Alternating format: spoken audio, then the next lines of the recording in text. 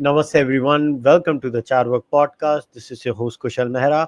All right. So, today we are going to be covering once again the complete linguistic case for the out of India theory. Today is going to be part three of this series. If you have not seen part one and part two, I would request each and every one of you, please go and visit those two also. So, the format is very simple. As always, we are going to be continuing with the presentation which is going to be popping up on your screen just now. You can go through the presentation, and if you have any questions that you want to ask for to Shrikantji, you can use the super chat option or the UPI option and send the question across to me, and I will ask them later on to Shrikant sir. And it doesn't have to be about today's presentation. You can even ask any questions from part one or part two. So now I'll bring the presentation up, and sir, you can begin from where we had left off last time.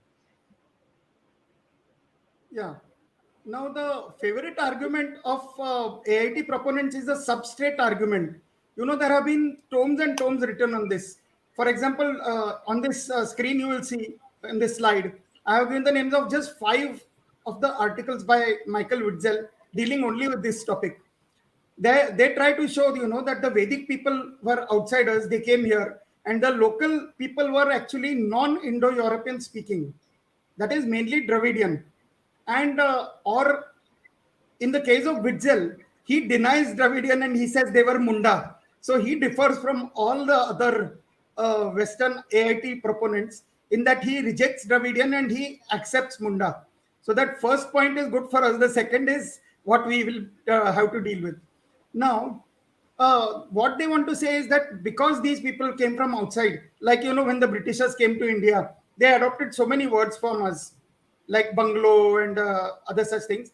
And if you read books of that time written in England, they use all kinds of Indian words like chota hazari and things like that, which even we don't use actually, but they probably used in the colonial circles in India at that time.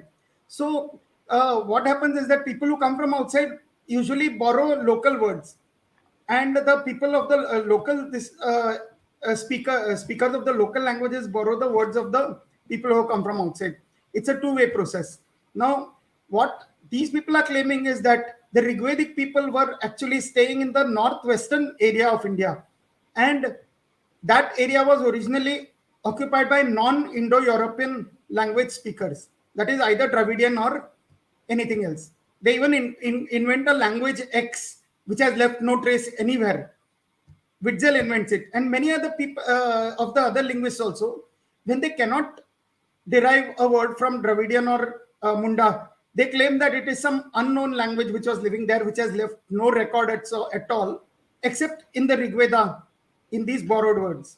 Sir, I have a question. When they say things like unknown language, do they literally say we don't know? Like, do they say it is Proto-Dravidian or Proto-Indo-European or anything of that sort? No, because Michael Witzel, in fact, he claims that in the two parts of the Harappan civilization, one was Kol Munda and another was language X. Now, by language X, he means a language which is not known, which is not recorded anywhere, which does not belong to any of the known language families. It has left no trace at all. But in the Rigveda, we find certain words which he claims are not Indo-European words. So they can only be words borrowed from the local people. Once you assume that local people were different from the Vedic people, this becomes very easy to assume. Now, this has become a very regular industry, searching out all these words. And as I said, here are the articles. You all can go through the articles, and you all will see how Michael Witzel practically goes berserk. There is no other phrase for it. Everything he finds not only single words, but even classes of words, words beginning with something, words ending with something. And he claims all of them are non-Indo-European. He can usually give no actual examples, though sometimes he tries to find some words in the Munda languages which have begin with the same beginning. For example, I will deal with that in a minute now. So this is the thing. Now, what according to them does it prove? It proves that the local people from whom the Rigvedic people borrowed these words were not Indo-European speaking, they were something else. Next. Next.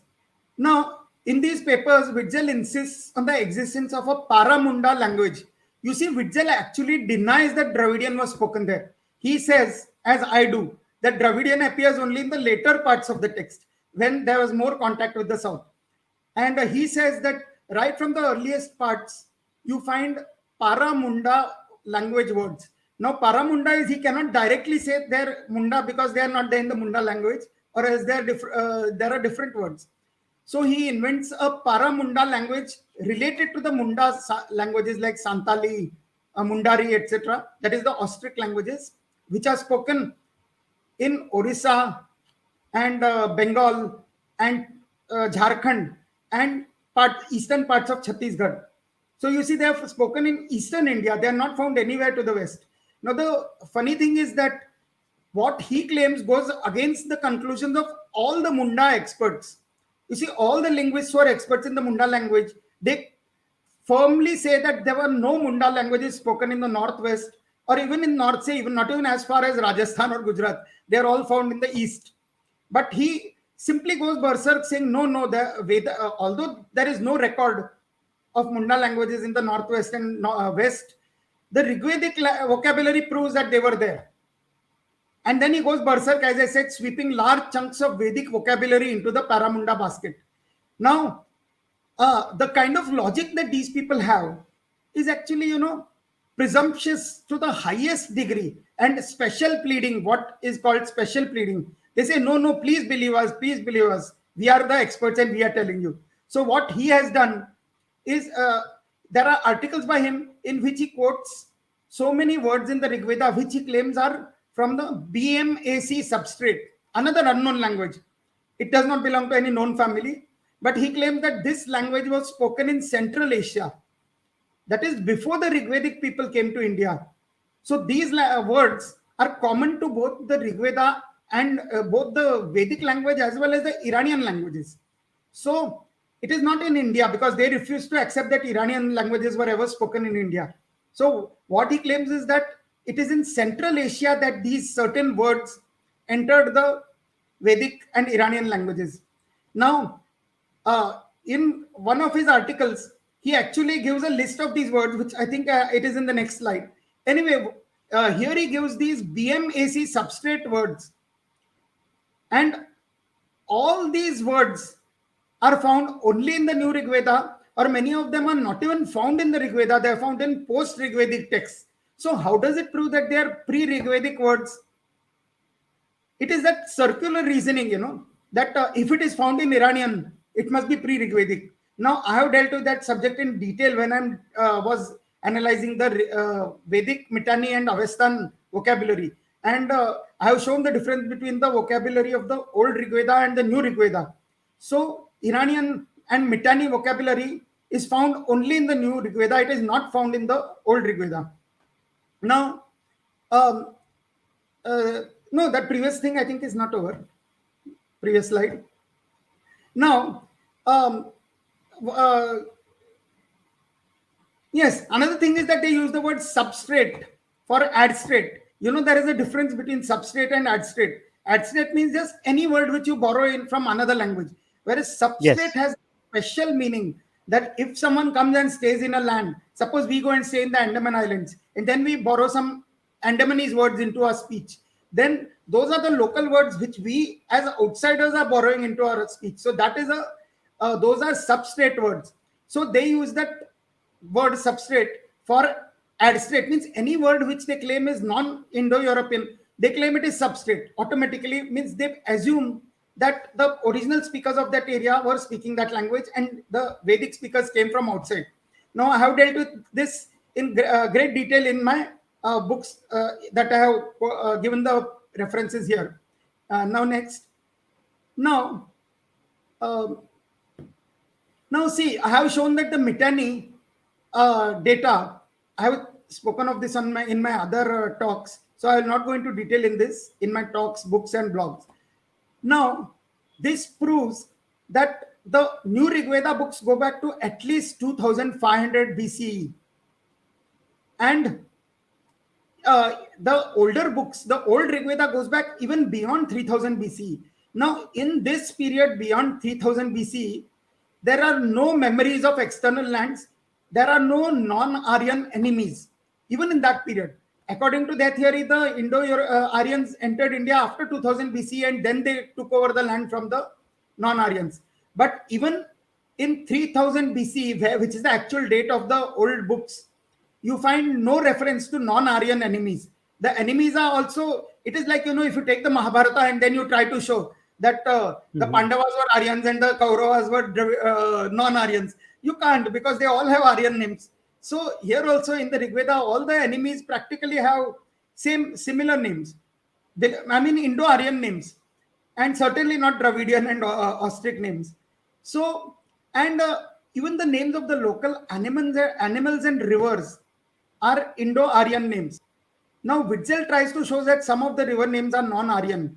But now Blazek, in his paper Hydronomia Rigvedica, he has gone into detail in the names of the 29 river names that he has given. Of these, for 22, there are only purely Indo-Aryan names that he gives. And for the remaining 7, he gives Indo-Aryan as well as suggested non-Indo-Aryan alternative names. So how can you claim that they are all, because seeing that 22 names are purely Indo-Aryan, obviously for the rest of the 7 also, it is much more likely statistically that the Indo-Aryan etymologies which have been suggested are correct. Yeah. Sir, I have a question here. So, when Michael Witzel makes the case that these names or certain names that appear are Dravidian, so what is the linguistic analysis and proof that they provide to show that grammatically these happen to be Dravidian names? Like, what is the process that they go behind? And they show, okay, this is the root and this root is a Dravidian root. Do they do something of that sort? No, he doesn't claim Dravidian. As I said, he claimed Munda. Now, what he says is, for example, Ganga. No, I'm sorry. I meant Munda. Yeah, I sorry. I he says misspoke. that I'm very Ganga. sorry. He says that all the East India and even further right up to China, he says, for example, the Yangtze Kiang. And so you have this Kiang and Gang and other such things in India's name. So he says that the Ganga is actually a Munda name, which has been made, although everyone has accepted till now that it is derived from the Sanskrit root for go, move. The moving river which as it flows. Now that is the Indo-Aryan etymology. But just by finding similar names, this is actually quite a PN-okish procedure. But that's what he does. he tries to show that by showing similar names that they are Munda names. Now, actually, Blazek now in this where he gives 7 alternate names, 2 or 3 of them are even Burushaski names. Now, even Burushaski is located in that area, so it could well be that the names are Burushaski or Indo-Aryan. That makes no difference. And it is only the Munda names which are very dubious, because all Munda scholars accept that Munda languages were never spoken in that area. But what actually Witzel is showing by claiming that those words are in Munda, because see, when we compare this with the Mitanni data, it is absolutely proved on the basis of recorded data, recorded and dated by carbon dating. The Mitanni texts are dated by carbon dating. All the documents and inscriptions of the Mitanni people or pertaining to them, they are all carbon dated. So we know that they are from 1500 BC and before. And when we examine it in comparison with the Rigveda, we see that all those Indo-Aryan elements in the Mitanni language are found only in the new Rigveda. So that automatically takes the old Rigveda far, far beyond that in the past. And even in that old Rigveda, you don't find any references to invasions or fights with non-Aryans or anything. And even the rivers have Indo-Aryan names. So when Witzel searches for words, ordinary words, not necessarily this, words, like having to do with agriculture or all that, and he tries to show they are Munda words. Now, what in effect he's showing, because see, he cannot disprove the date of the Rigveda going back to 3000 BC, but by trying to find so many masses of Munda words in this thing, which are not local words, they are spoken in the east of India. What he's actually showing is that even in 3000 BC, the Indo-Aryan presence was so old that already the Rigveda has masses of Munda words from the far eastern interior of India. And next sheet, you'll see even something even funnier. Next slide. Now, he strives hard to show, he claims in his book that all words beginning with ki, ku, etc. are of Paramunda origin. Now, you know, the only Mitanni name that we know for certain of a writer is Kikuli. He is the writer who has written that treatise on horse racing in West Asia, which is has all these horse racing words which are discussed in Mitanni discussions. The writer of that is Kikuli. Now, he also has a name beginning with Ki, which, according to Witzel, is a Paramunda name. So, that again proves that he went from an area where Munda languages were spoken or where Munda language influence was there. Now, if Witzel claims that Munda influence, although they are spoken only in eastern India, their influence had already reached the Rigvedic area by 3000 BC, and so strongly that these Mitanni people who went from there, even their names had these Munda elements in them. So all this, in fact, strengthens the out of India theory. So while we can discuss whether those are actually Munda elements or not, they don't actually disprove the out of India theory, and they don't actually prove the out of Aryan invasion theory. They, in fact, actually strengthen our case for the out of India theory, because even in 3000 BCE, the Rigveda had these apparently Paramunda words. And this Paramunda name was actually taken out from India by the ancestors of the Mitanni people right up to West Asia. And the most famous book written by the Mitanni, which gives us the clues for the Mitanni words, is by a writer who has this Paramunda name, according to Witzel. Now, all this only confirms the out of India theory, not the AIT. I don't know if my point is clear, or you have some No, question on that. so I get it. So I just wanted to make a slight, maybe we should take a break and discuss this point.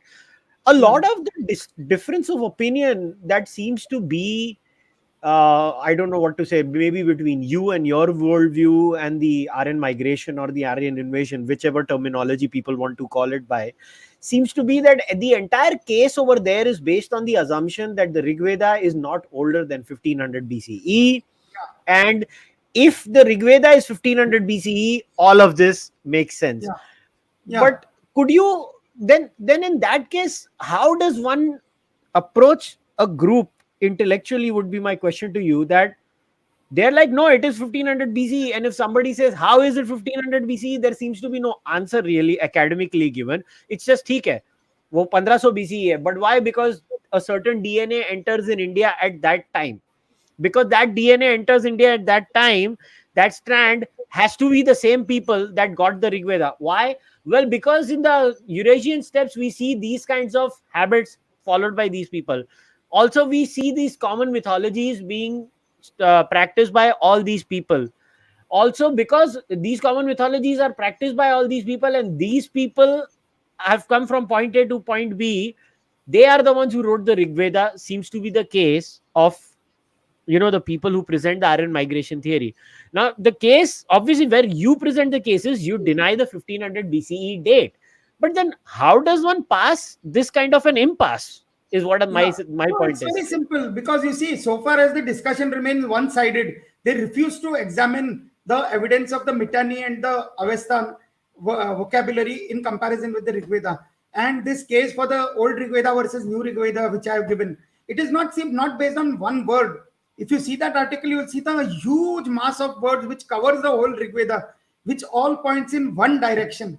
Now, if these people are going to argue by completely ignoring the data, as you yourself, I think, once pointed out, when you examine these words, books by people like that, horse and chariot books and all, they completely ignore the data in the Rig Veda. So that is the way they go. But then they still tell us that the Rig Veda was composed by the Indo-Aryans when they entered India, and they refuse to accept any discussion or to Not conduct only any that, discussion on the sir. vocabulary. Not only that, they say the Rig Veda was composed by the Indo-Aryans after entering India. Some say no, it was composed outside India, but then that becomes too inconvenient for them, because some of the stories in the Rig Veda, and the biggest thing is the elephant, Ibha, right? Yeah.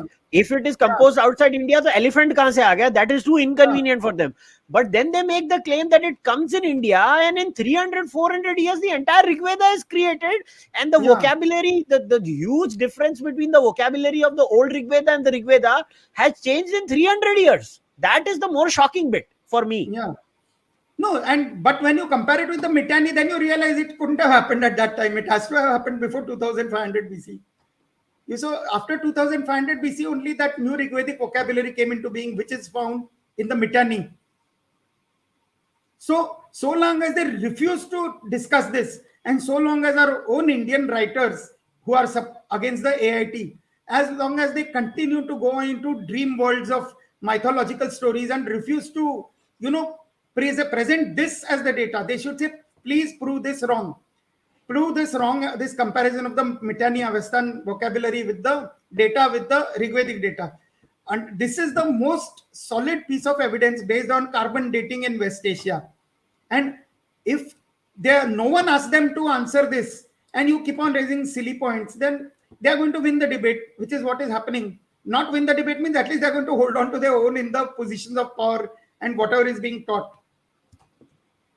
Now, as I said, since it is actually going back to 3000 BC, which they are refusing to examine and disprove, what I have shown that the Rigveda goes back to 3000 BC, they should examine and disprove it, but they're not doing it. So we can't force them to do it, but we can now accept that they are not going to do it, and we can go on ahead of that. Now, if this is so, what are the main arguments they can make to show that substrate words prove the AIT or disprove the OIT? So there are two main arguments. The first one is, of course, that the migrating branches did not take Indian features like cerebral sounds and Dravidian Munda words. Now, I have already discussed this in the earlier part of this talk, I think in the first or second part. The Gypsy or Romani language, which is an Indo-Aryan language from the interior of North India, who are supposed to have migrated just 1000 years ago. Even they do not have cerebral sounds and Dravidian Munda words. And no one denies that they went out from India just 1000 years ago. So the 11 non-Indo-Aryan branches migrated from northwestern India to the west of the Vedic area 5000 to 4000 years ago. So if they also do not have cerebral sounds and Dravidian Munda words, what does it prove? Does it prove that the Gypsy, Romani language also did not go from India? So you see, everything, like whether it is the Uralic languages having Indo-Iranian words, or the word for wine, all the examples that I have given, when you examine them, it actually proves the OIT, not the AIT. And yet they keep on asserting that it proves the AIT, and because they have the control of the media, no one dares to to challenge their illogical stand. So this actually, as I said, the very existence of the Romani language disproves this argument. Second is that Indo-Aryan languages have borrowed non-Indo-Aryan names for Indian animals and plants because they did not have Indo-Aryan names for them. Now, when Europeans went to Australia, they borrowed the word for kangaroo from the Australians. Similarly, when they went to, America, the names for various things like I think the skunk or the wapiti, the one species of deer, all these words are borrowed from the local American Indian languages. So they claim that the Rigveda also has borrowed words for Indian animals from Dravidian and Munda. Now, I think the very example of the word for elephant, it completely demolishes the case. But anyway, let us see what other data is there in the Rigveda. Next. Now you see in the Rigveda, I have given this full list of words. I won't read it. People can see it at their leisure. See all these things which are very, very much Indian, like elephant, the Indian bison, the peacock, the buffalo, the cheetal, the Gangetic or river dolphin, the hyena. They are not found anywhere in Central Asia or Europe or the steppes. They are all found in India or sometimes in Africa or Southeast Asia, most of them. So all of them have purely Indo-European names in the Rigveda itself, Indo-Aryan names. If sometimes some of these, for example, people try to, for example, Shalmali. I have seen people claiming that this is a borrowed Munda word. Now, I don't know by what logic, but once these people firmly assert it, like for the BMAC words, they assert that those words belong to some unknown language from Central Asia, which is not recorded anywhere. And actually, those words are found in the later parts of the Rigveda or in post-Rigvedic texts. So still they claim they're pre-Rigvedic words borrowed in Central Asia before the Vedic people entered India. So you see, what they are saying is totally false. The only thing is they have control of certain positions and they have a huge fan following which just blindly accepts whatever they're saying. And unfortunately, we don't have an opposing side. We have a divided side which is concerned with complete non-issues. They're not concerned with these basic points. So that is the problem. See that, now you see in Yajurveda and Atharva Veda, again you find purely some more names appear. Now, why don't they appear in the Rig Veda? For the simple reason that in context, they have not appeared there. But some contexts arise in the Yajurveda and Atharva Veda, which moreover are deeper inside India. And see what are the words like tiger, leopard, rhinoceros, python, crocodile, chameleon, mongoose, hedgehog, porcupine, and sugarcane. Then the banyan tree, the shami tree, the white fig tree, the long pepper. All these are a spice. And in the Atharva Veda, there are countless other Indian medicinal plants. Countless, which I have not given here. All of them have Indo-Aryan names and they are Indian plants. At the same time, it may be noted that the Dravidian languages of the south, now you know, even the Western linguists accept, including Witzel and Hock and others, that the Dravidian languages found in the north actually migrated from the south 1,000 years ago or so. So actually there is no evidence for Dravidian languages in the north. But still these people claim that Dravidian languages are spoken there. If so, then why did Dravidian language borrow words? Why have Dravidian languages borrowed words from Indo-Aryan languages for the lion, the camel, and the khadga? In Kannada and Telugu, for example, khadgamruga means rhinoceros. Unta, Ushtra, or some kind of name is like that used for the camel. And Simha is used for the lion. So, but vice versa has not taken place. Sanskrit did not borrow Vedic language or any of these Vedic texts have not borrowed the Dravidian words. This would not have been the case if Indo-Aryans had intruded into a Dravidian northwestern India. So their argument is based on, just hope, faith arguments. Trust me, I am a linguist, I am an expert, believe me, accept what I am saying. These are BMAC words, these are Munda words. Now, actually, it is not at all unusual or unnatural for languages to borrow words from each other. This is a natural process and it has taken place all over the world, everywhere in every period. But it is only in this case, when they're discussing Indian things, always there is a separate rule for it than for what rule they use for the rest of the world. So here, all these words become something special. They become proof that the Indo-Europeans came from outside, the Indo-Aryan people, Vedic people came from outside. But it is natural, like what they claim is that there are so many Semitic words found in Indo-European languages. Now, it is found only in the European languages, the 5 European branches, as I have shown, or sometimes in the other European branches which went from the south, like Albanian and Greek and Armenian. And they are not found in the Eastern languages. Nevertheless, they use these words as an argument to show that the Indo-Europeans were in the steppes and across the Caucasus Mountains were the Semitic people to the south in West Asia. And these two were in contact with each other and borrowed words from each other in the Proto-Indo-European stage. So why is it surprising if the Vedic people in northwestern India borrowed words from Dravidian or Munda languages, even if they did? For example, in later Sanskrit, we have the word neer. Neer is so common.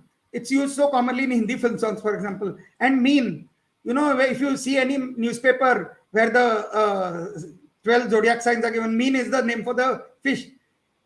And yet these two words are Dravidian words. They are borrowed from Dravidian languages. Not because Sanskrit did not have words for them, or because Sanskrit speakers were not acquainted with water and fishes before they met the Dravidians and borrowed these words from them. people borrow words from other languages as a matter of course. So this whole thing about substrates is ridiculous, but yet it is being given so much importance. Now, in many cases, the particular animal plant or use of that particular plant may even have come from a certain area of India. Like, pepper and cardamom originated in Kerala. So obviously the Sanskrit words ela and maricha we today use American words for the potato, tomato, the papaya, the ananas, the chiku or sapota. So does this prove that, does there any substrate element in this? No. So here also obviously so many in different parts of India there are different climates and different types of plants. So obviously as these plants moved from one part of the country to the other, those words also moved with them. So from Dravidian to Ostric to Indo-European, Indo-European to Dravidian, these words were traveling all the time. So this does not necessarily prove that one of these families came from outside into the area occupied by another one of these families. So this whole thing is, just presumptuous and circular reasoning. Now, so actually, if you go to see, there is nothing in the study of this non-Indo-Aryan words in Vedic or Sanskrit or modern Indo-Aryan which suggests the AIT or rules out the OIT. Now, next we come to the Proto-Indo-European arguments. And this is one argument where, we have to contest with the Indian side also to a very great extent. Because I've come across a wide range of people, not necessarily of one type of belief, who all insist that Proto-Indo-European is an artificial thing. How can you accept it? You're accepting the Western. I'm not accepting the Western thing. When you're using a computer or something, you're also accepting Western technology, aren't you? So this has been reconstructed by the linguists from the available languages. And as I have pointed out, so many languages have become extinct even within the interior of India, whose words have not been taken into account while reconstructing Proto-Indo-European. Also, those people who reconstructed it, they are not necessarily right. They argue among themselves, they give alternative etymologies, they make up alternative rules. So we cannot blindly accept as if it is some, revelation, whatever they say about Proto-Indo-European. But the fact that there was a Proto-Indo-European language and that what they have reconstructed may very vaguely or as accurately as it is possible for us under the circumstances, they have reconstructed that language. So accept that reconstruction. Don't be fanatical about it when they cite a rule of their reconstruction as if it is something which they have actually found recorded somewhere. We can reject it, but just argue against it.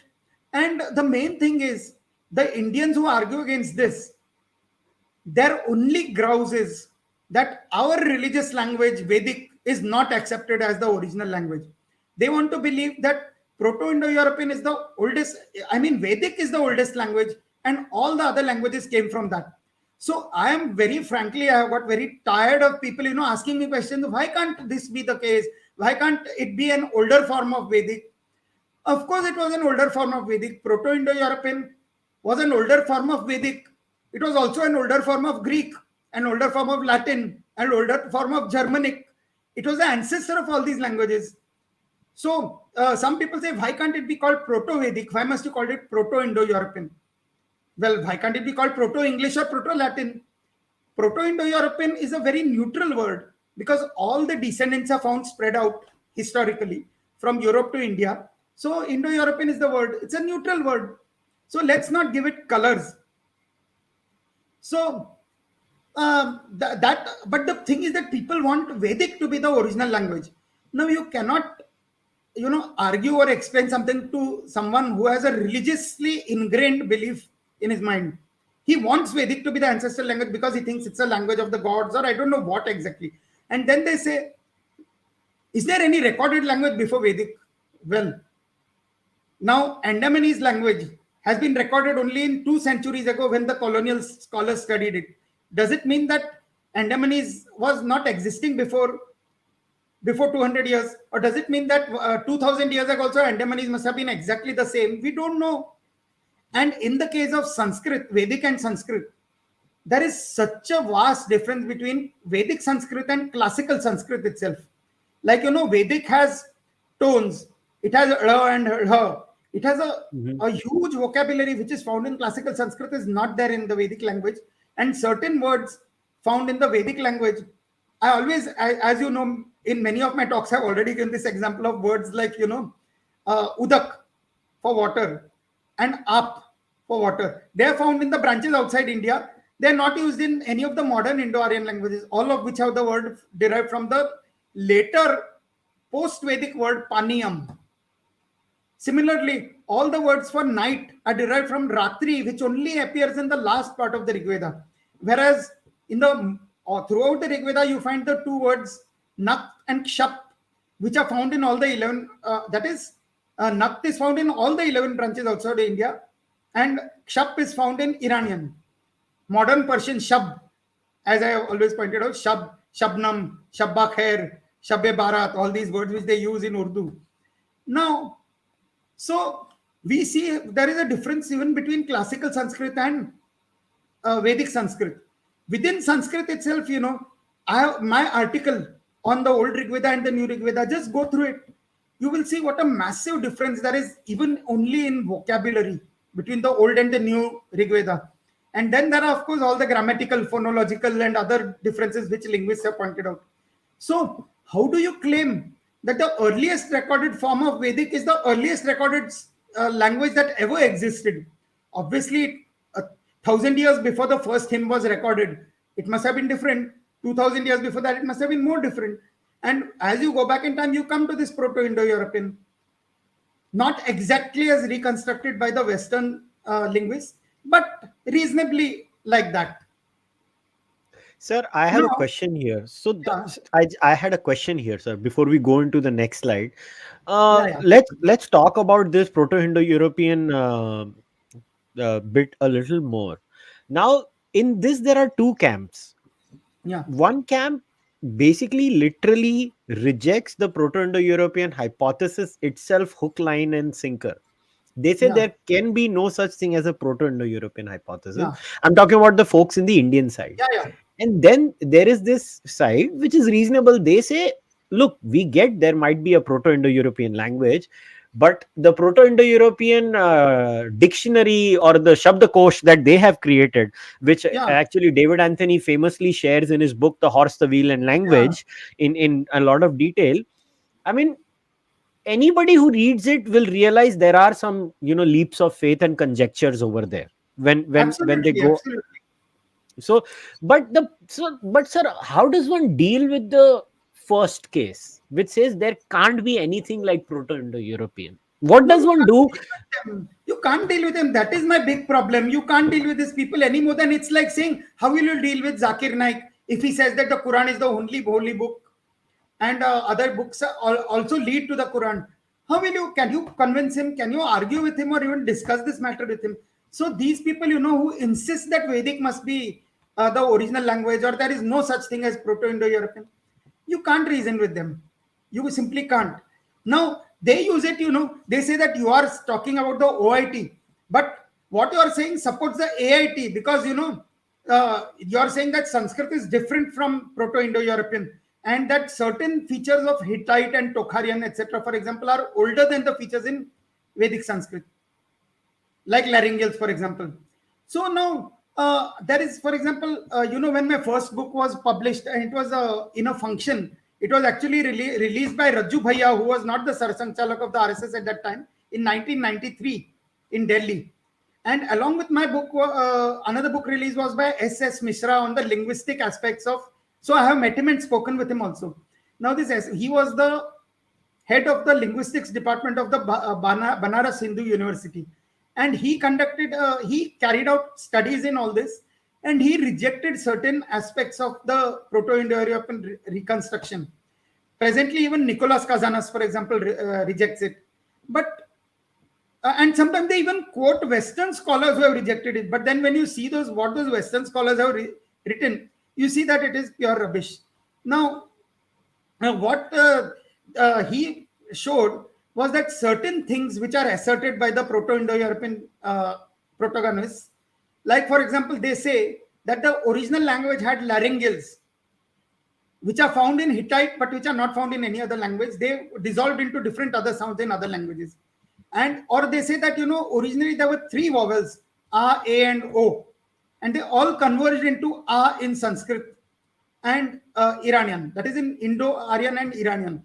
Whereas if you compare the other 10 branches, you see this difference between A, and O.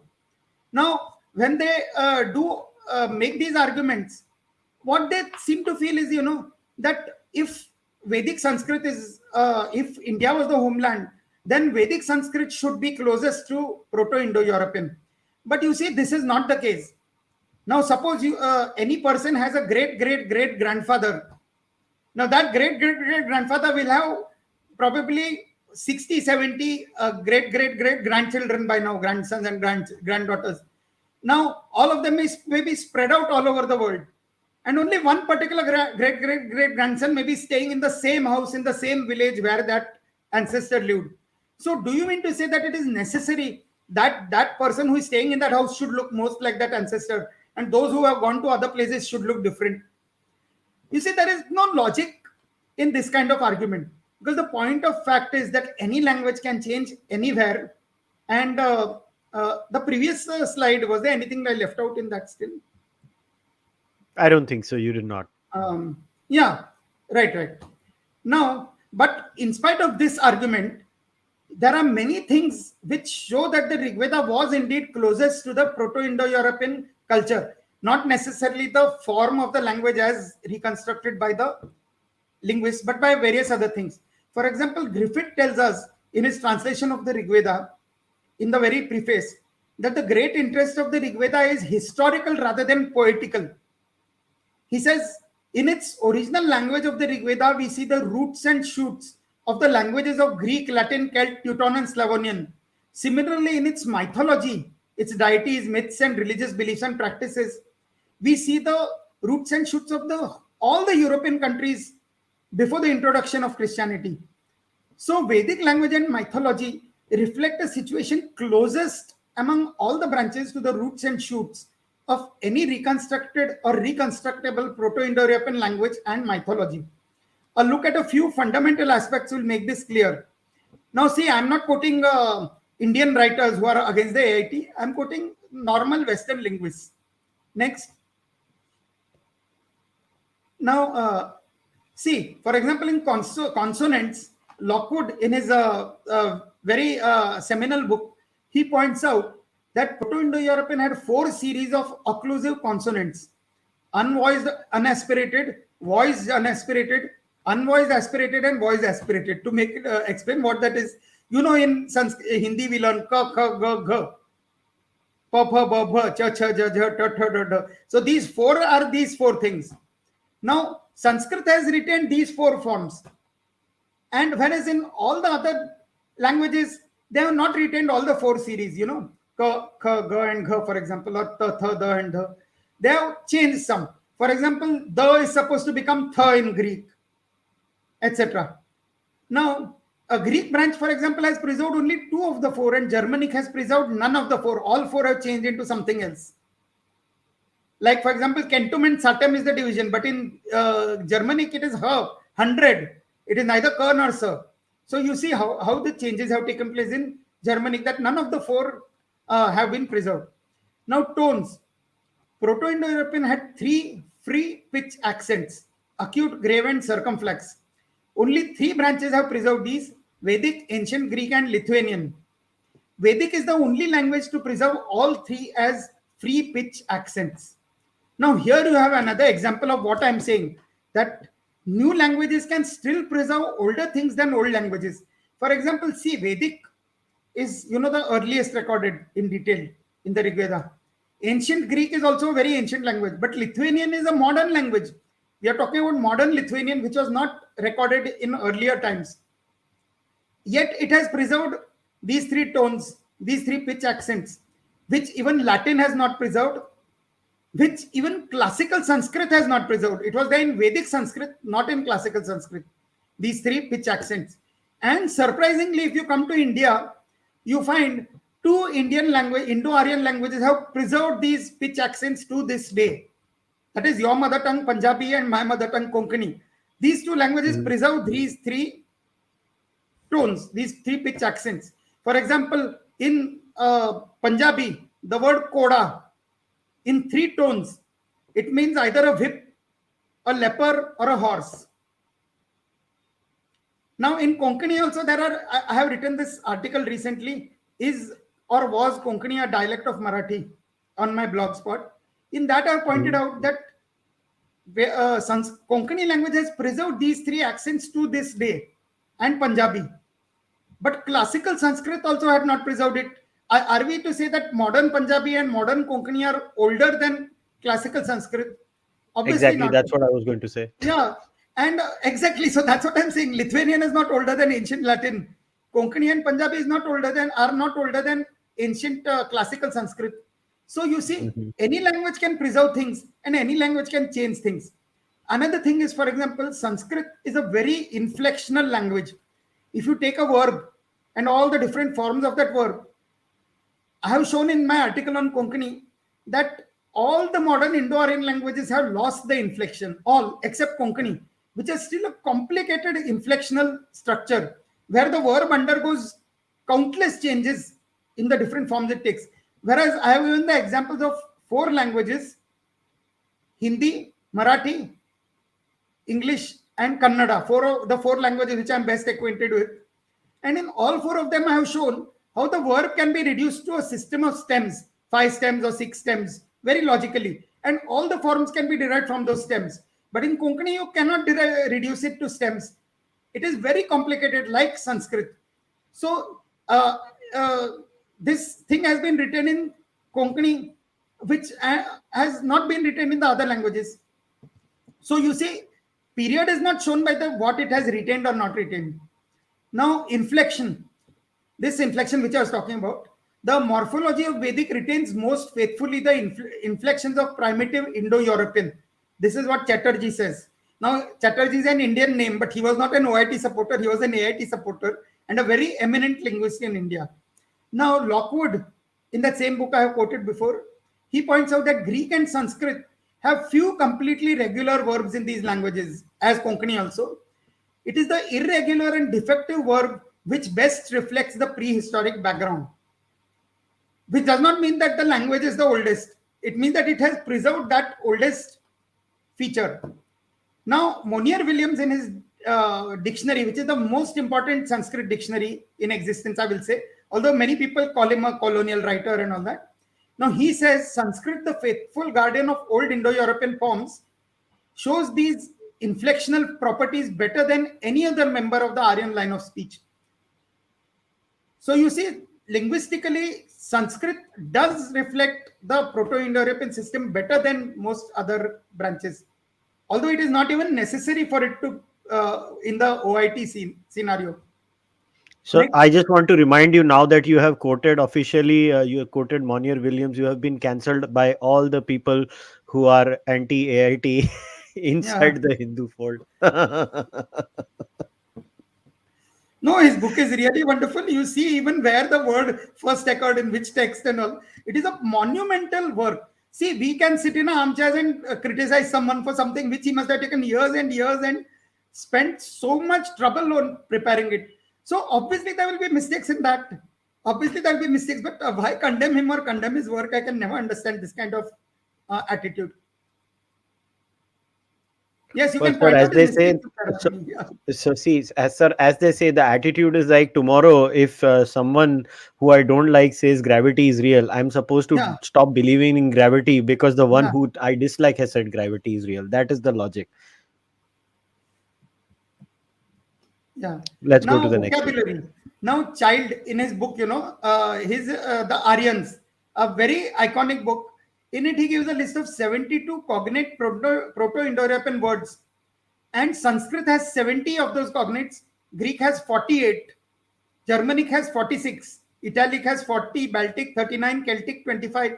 Slavic, which is spoken in the steppes, has 16. Armenian has 15 and Tokharian has 8. This is the list given by him. I don't know why Hittite is not mentioned in, but Hittite is known to have very, very few of the original words. It has been influenced by other languages to a very great extent.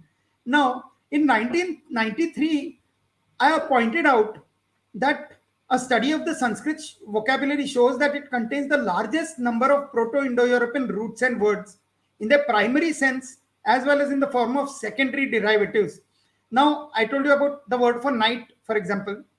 You find Nakt, which is found in all the 11 branches outside. You find Kshap, which is found only in Iranian, but not in the other 10 branches. So it is Sanskrit which has retained those two, along with a new word that it has this thing. So it shows the three stages which the AIT talks about: the Indo-European stage, Nak, the Indo-Iranian stage, Kshap, and the Indo-Aryan stage, Ratri. All three are found in this one text, Rigveda, because it occupies that space where all these three actually took place. And Now, interestingly, sir, this point about what you're saying is it could not be possible if the entire Rigveda was composed in 300 to 400 years. Only if a yeah, Rigveda would be exactly. composed in a period of like 2000 plus years could this Yeah, kind of a change happen linguistically, yeah, right? exactly. Now, see this. The etymology of words in different languages can be derived only from Sanskrit. Now, Nicholas Kazanas and Konrad Elst have done great research on this. I think Nicholas Kazanas mainly and Konrad Elst has brought it out very clearly that Vedic is the only language among all the Indo-European languages which has organic coherence in the formation of words. That it has roots or dhatus. If you know Sanskrit, Panini has given all these and other linguists. So there are almost 700 dhatus, of which more than 200 are very productive roots. They have produced thousands of words, at least hundreds of words, and then their derivatives. Now, each has produced a rich family of lexemes. A lexeme is, distinct verbs, nouns, adjectives, all derived from the same root. Now, while other languages only have isolated words without discernible roots, except through Sanskrit dhatus, that to understand where those words come from, you have to come to the Sanskrit dhatus. Now, we already saw when we were discussing the animals that they say bear is a non-Indian animal, but in fact, you have 4 species of bears in India only, and only 1 in Europe and in the steppes. So, how can it indicate that we came from the steppes when there are 4 species in India? And the second thing is that the common word for bear in all the branches comes from a Proto-Indo-European root, rep, which and I have quoted Mallory there in the earlier part of my talk.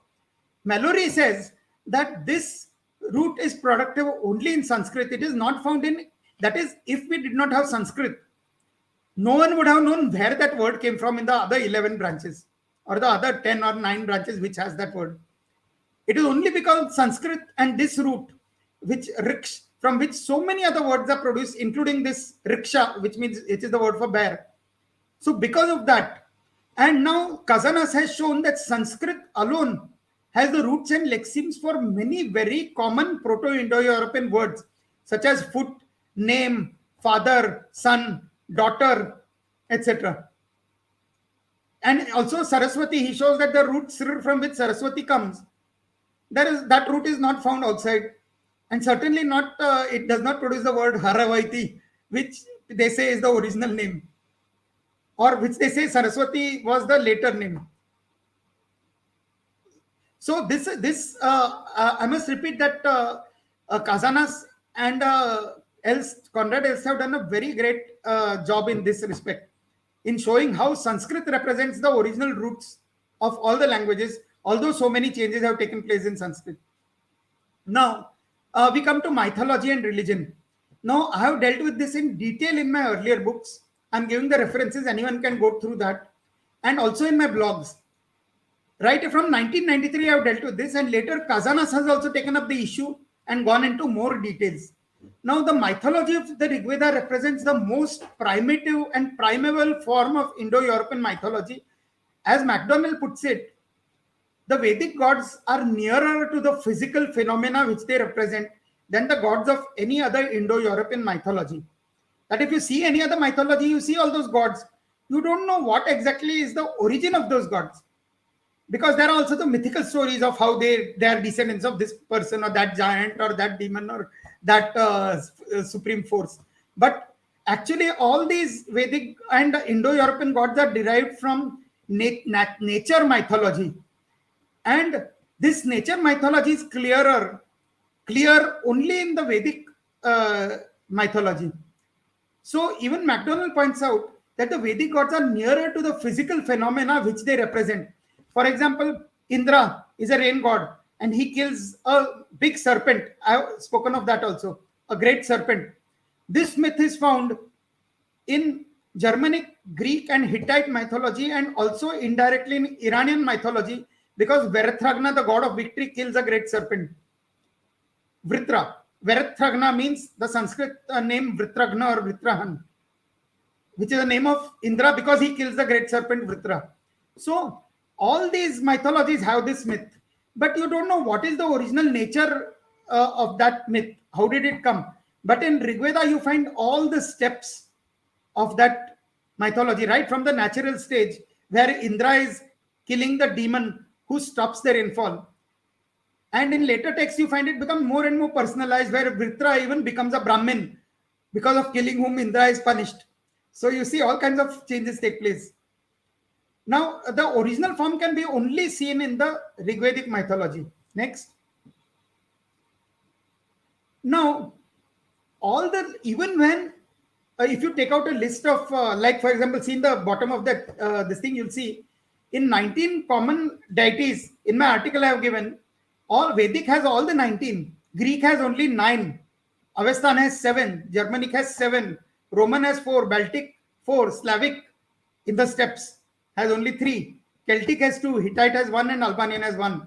And any other representative list, like Kazanas has also produced another list, all will show the same picture, that all the deities which are found in more than 2 mythologies, unless they are borrowed in historical times, such as Greek god Apollo was borrowed by the Romans. We know it historically. So it is not an original Italic god, Apollo. He's an original Greek god whom the Romans borrowed.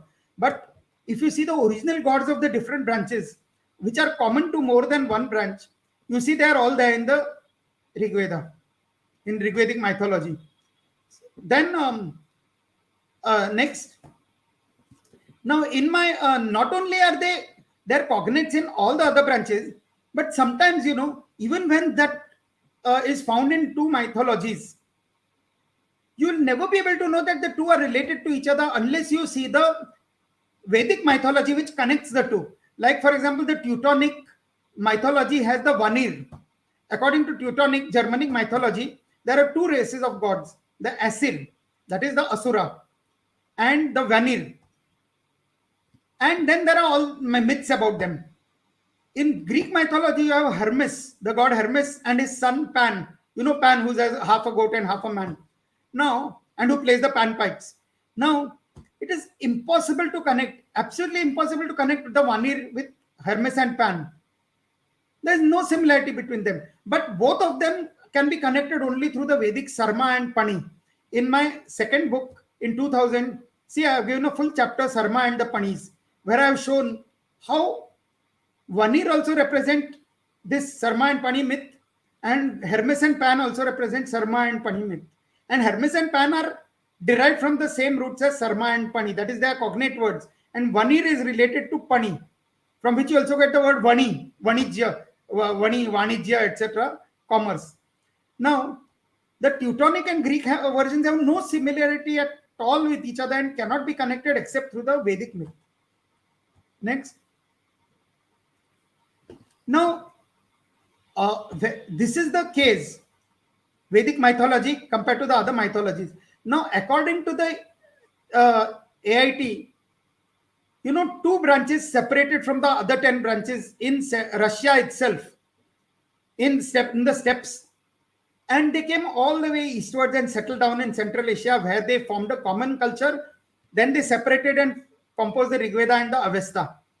So if the Rigvedic mythology shows such an ancestral position in comparison with the other 10 branches, the Avestan mythology, which also came with them all the way according to them and only separated after Central Asia, that should also show similarity.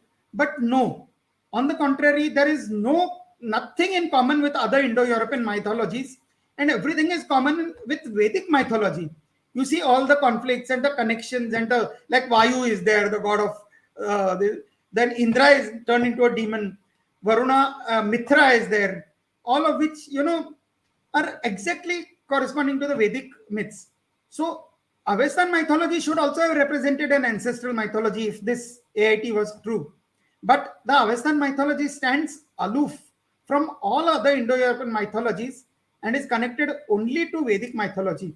So all these things show that the Indo-European roots and shoots are present only in Indo-Aryan, which is clearly the only branch rooted in the original Indian homeland.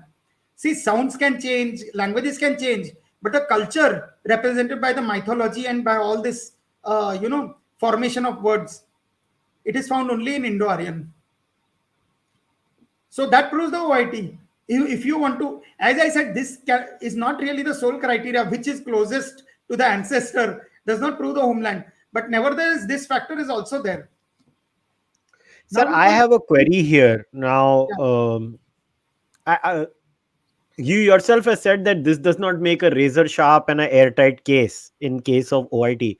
But sir, don't you think when it comes to certain religious stories or legends or whatever word we want to use, mythologies or whatever we want to call them, could it not be the case of just people coming up with similar stories across cultures and without even interacting with each other necessarily? Because what happens at times is that as human beings have evolved, it has been an interplay with your surrounding and your environment, and it just seems to be that pre-Abrahamic cultures, whether you want to call them pagan, whether you want to call them whatever, yeah, non-Abrahamic animism or what, it's basically very similar across the world. So don't you yeah. think that this point could just be again one of those things, like I said in the last time, a coincidence?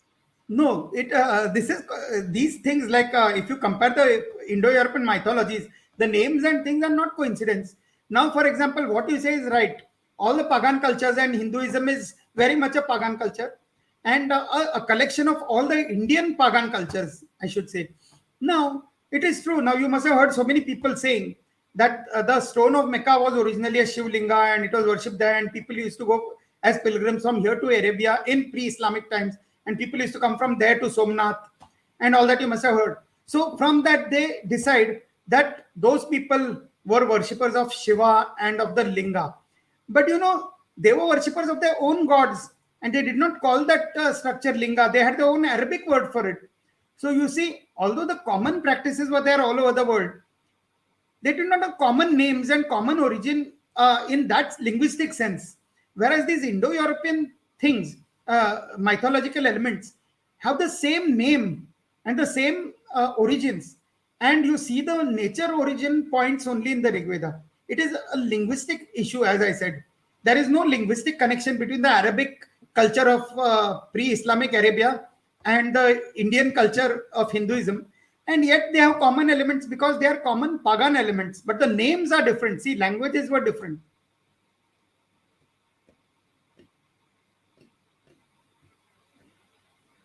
You can continue with the slide. Yeah.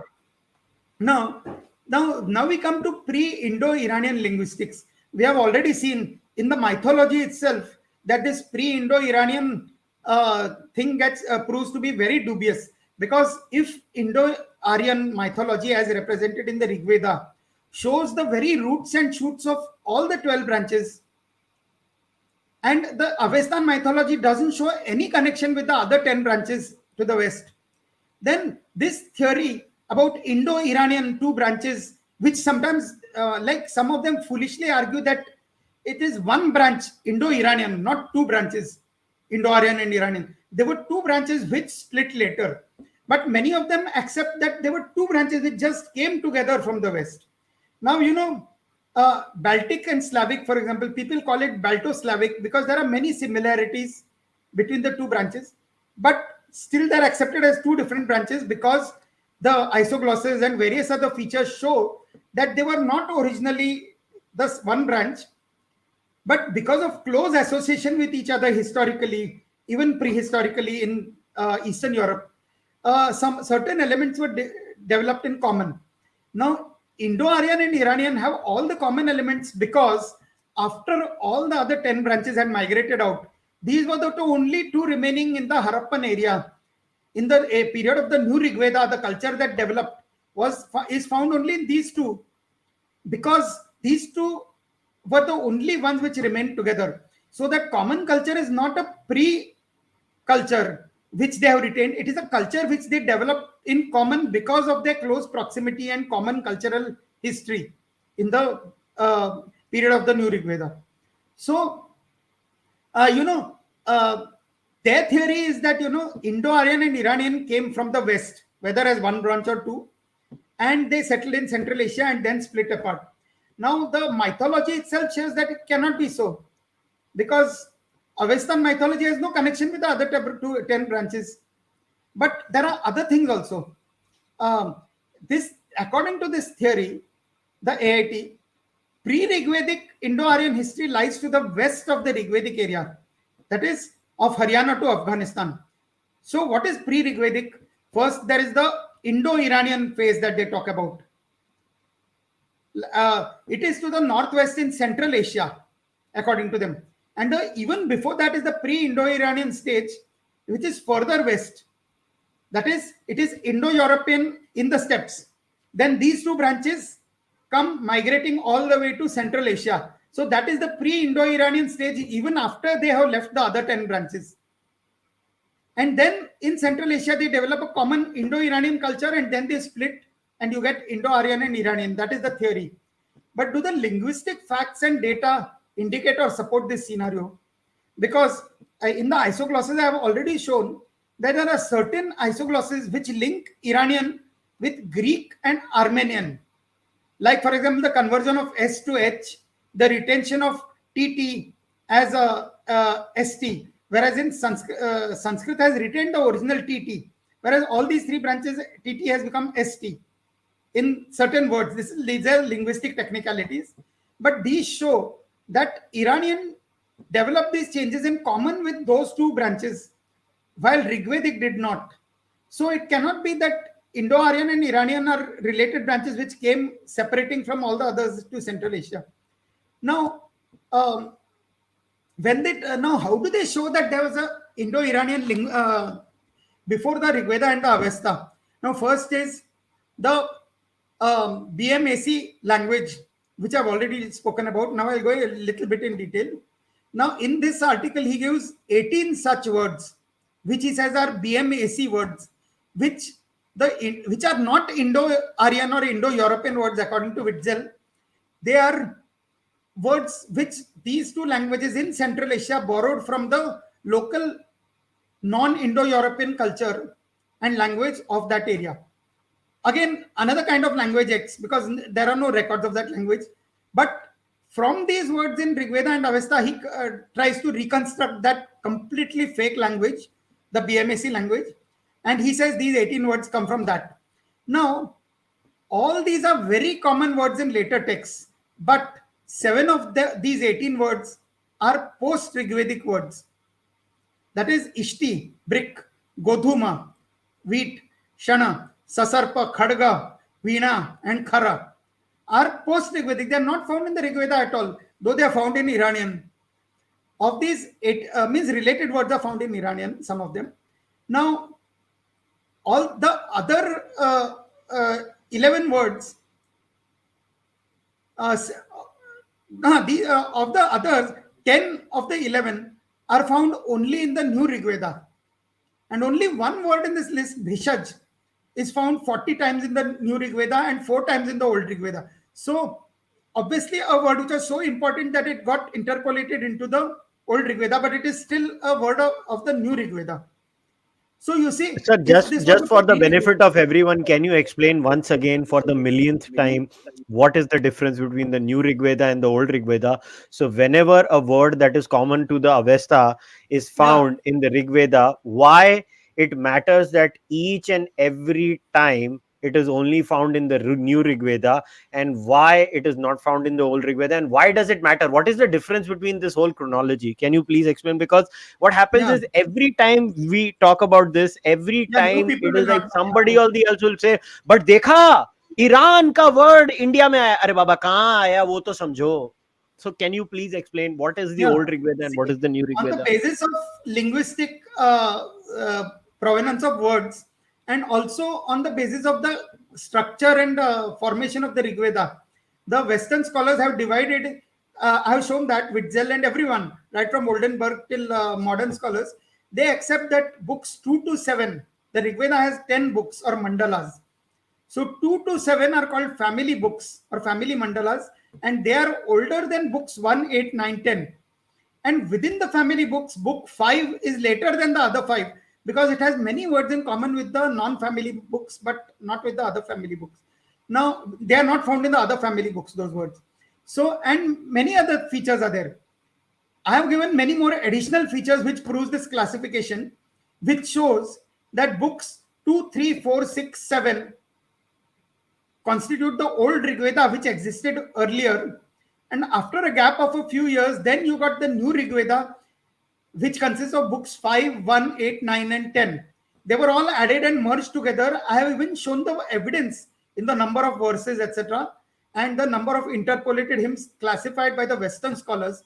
As to the whole process, in my third book, the Rigveda and the Avesta, the final evidence, there is this thing on the chronology, internal chronology of the Rigveda, where I have given in pitiless detail, and it is very technical, very heavy, but it explains everything about how the Rigveda was formed in this order.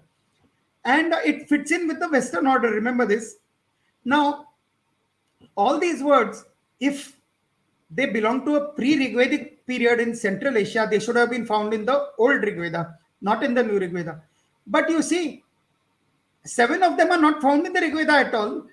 Another 10 are found only in the new Rigveda, and only 1 is found almost most of the times in the new Rigveda, and just 4 times in the old Rigveda, where it is an interpolated word, which before the Rigveda was given its final shape, it was incorporated in those hymns. Now, so how can these words be pre-Rigvedic words from Central Asia, which came later? Because even geographically, you see that the Rigveda ventures into the Central Asia only in the period of the Atharva Veda, which talks of bulk and all this, bacteria. So, and before that, in the Rigveda, in the later books, you see them expanding into Afghanistan. So, in line with that, even these words are found only in the new Rigveda. So, how do you say that is pre-Rigvedic and that these words entered the Rigveda in a pre-Rigvedic period? So, this is the kind of Pre Indo-Iranian linguistics where you just have to take them at their word, even when it contradicts all the data. Next. Now, actually, another thing is the R and L divide. In the Proto-Indo-European language, there are 2 sounds, R and L. Now, according to all linguists, in Indo-Iranian, that is in the Vedic language and in the Avestan language, R and L have merged together.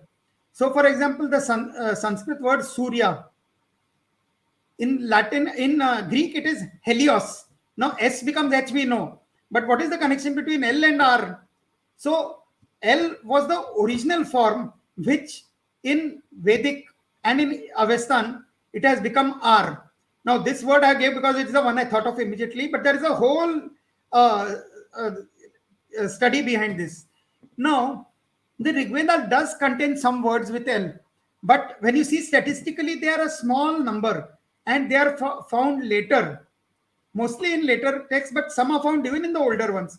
But it is accepted that they came from the East, or that they don't actually represent the language of the Rigveda.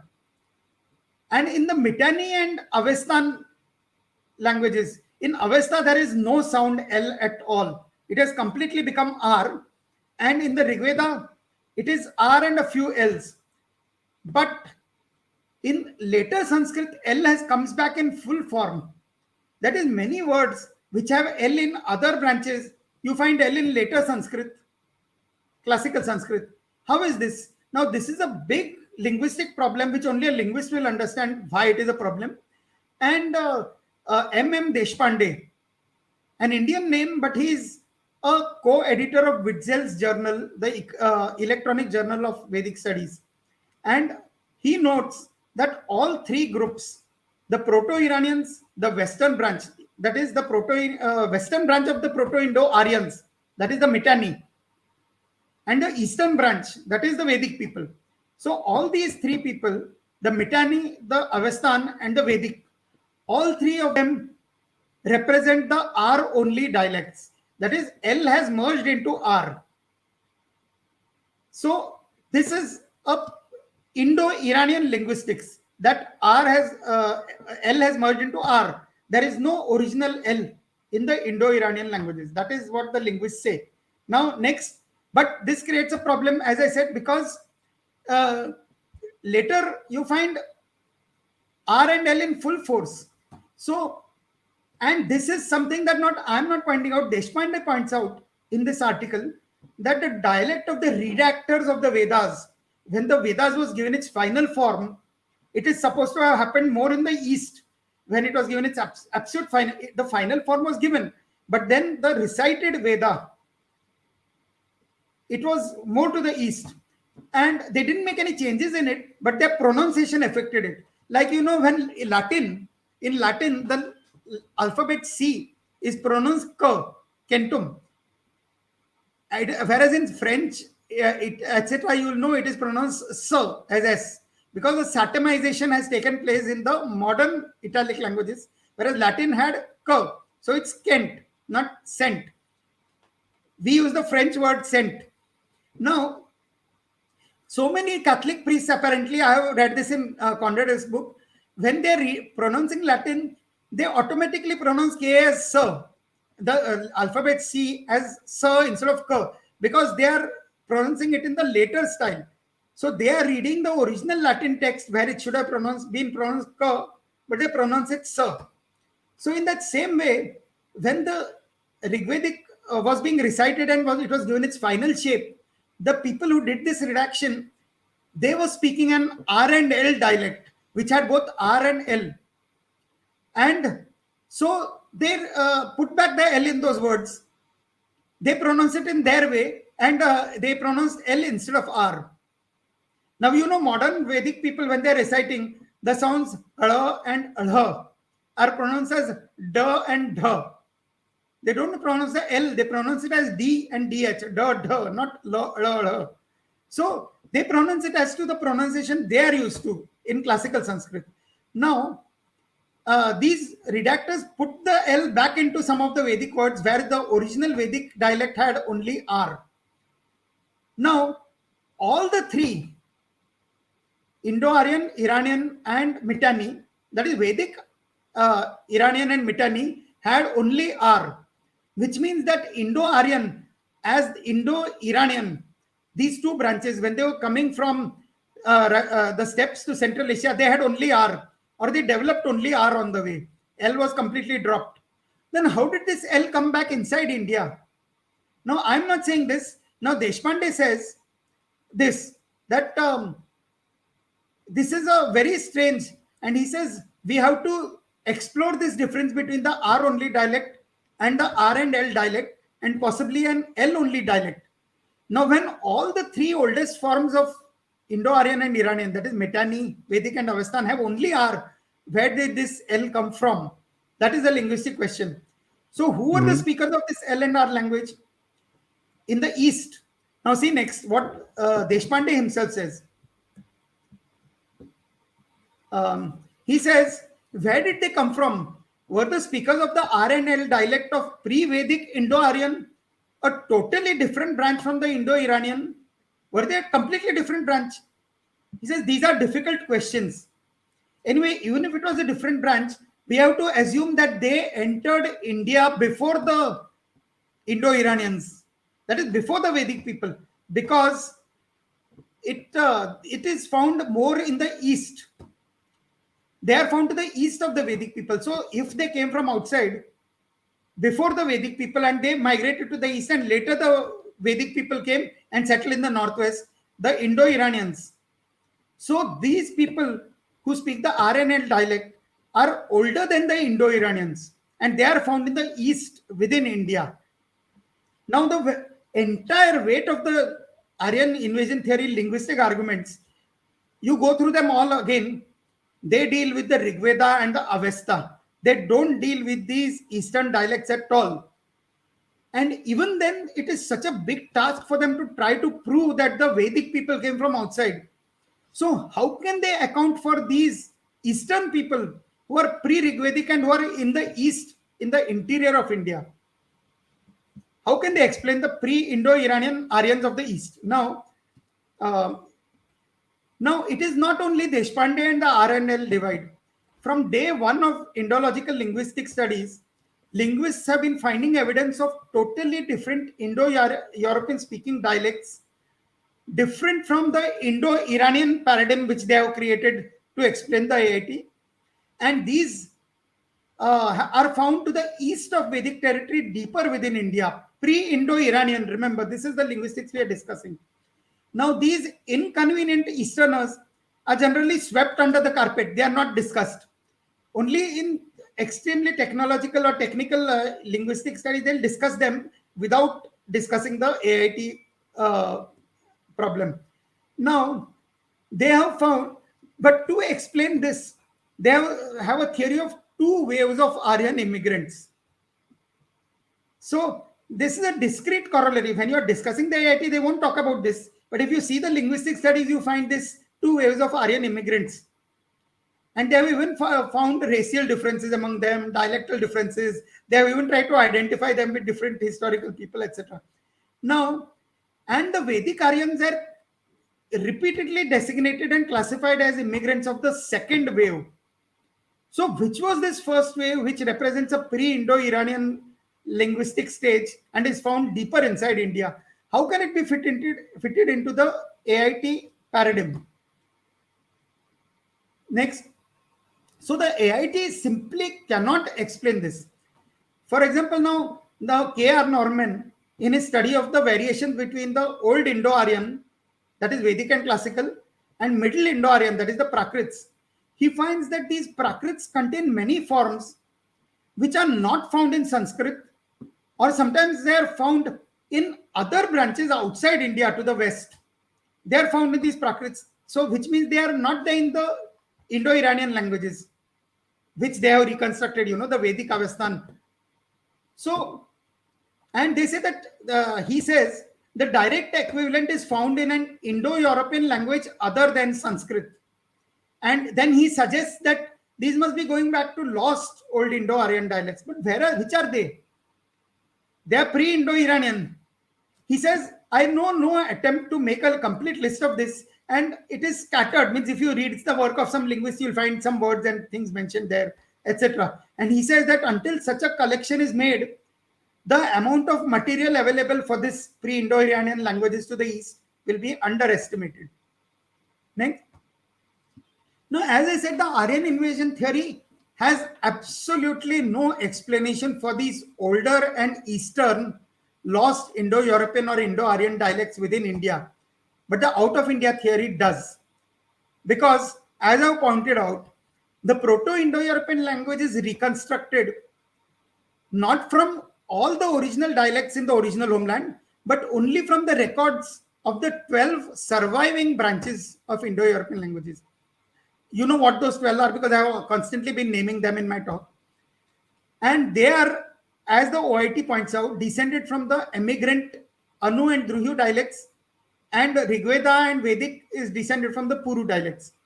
But there were other Eastern Indo-European dialects in India to the east and south of the Puru dialects, the dialects of the Yadus, Turasus, and Ikshvakus, including the ancestral forms of Sinhalese, Bangani, etc., that remained unrecorded but left clues in Sanskrit and in the Prakrits or in modern Indo-Aryan languages. Next.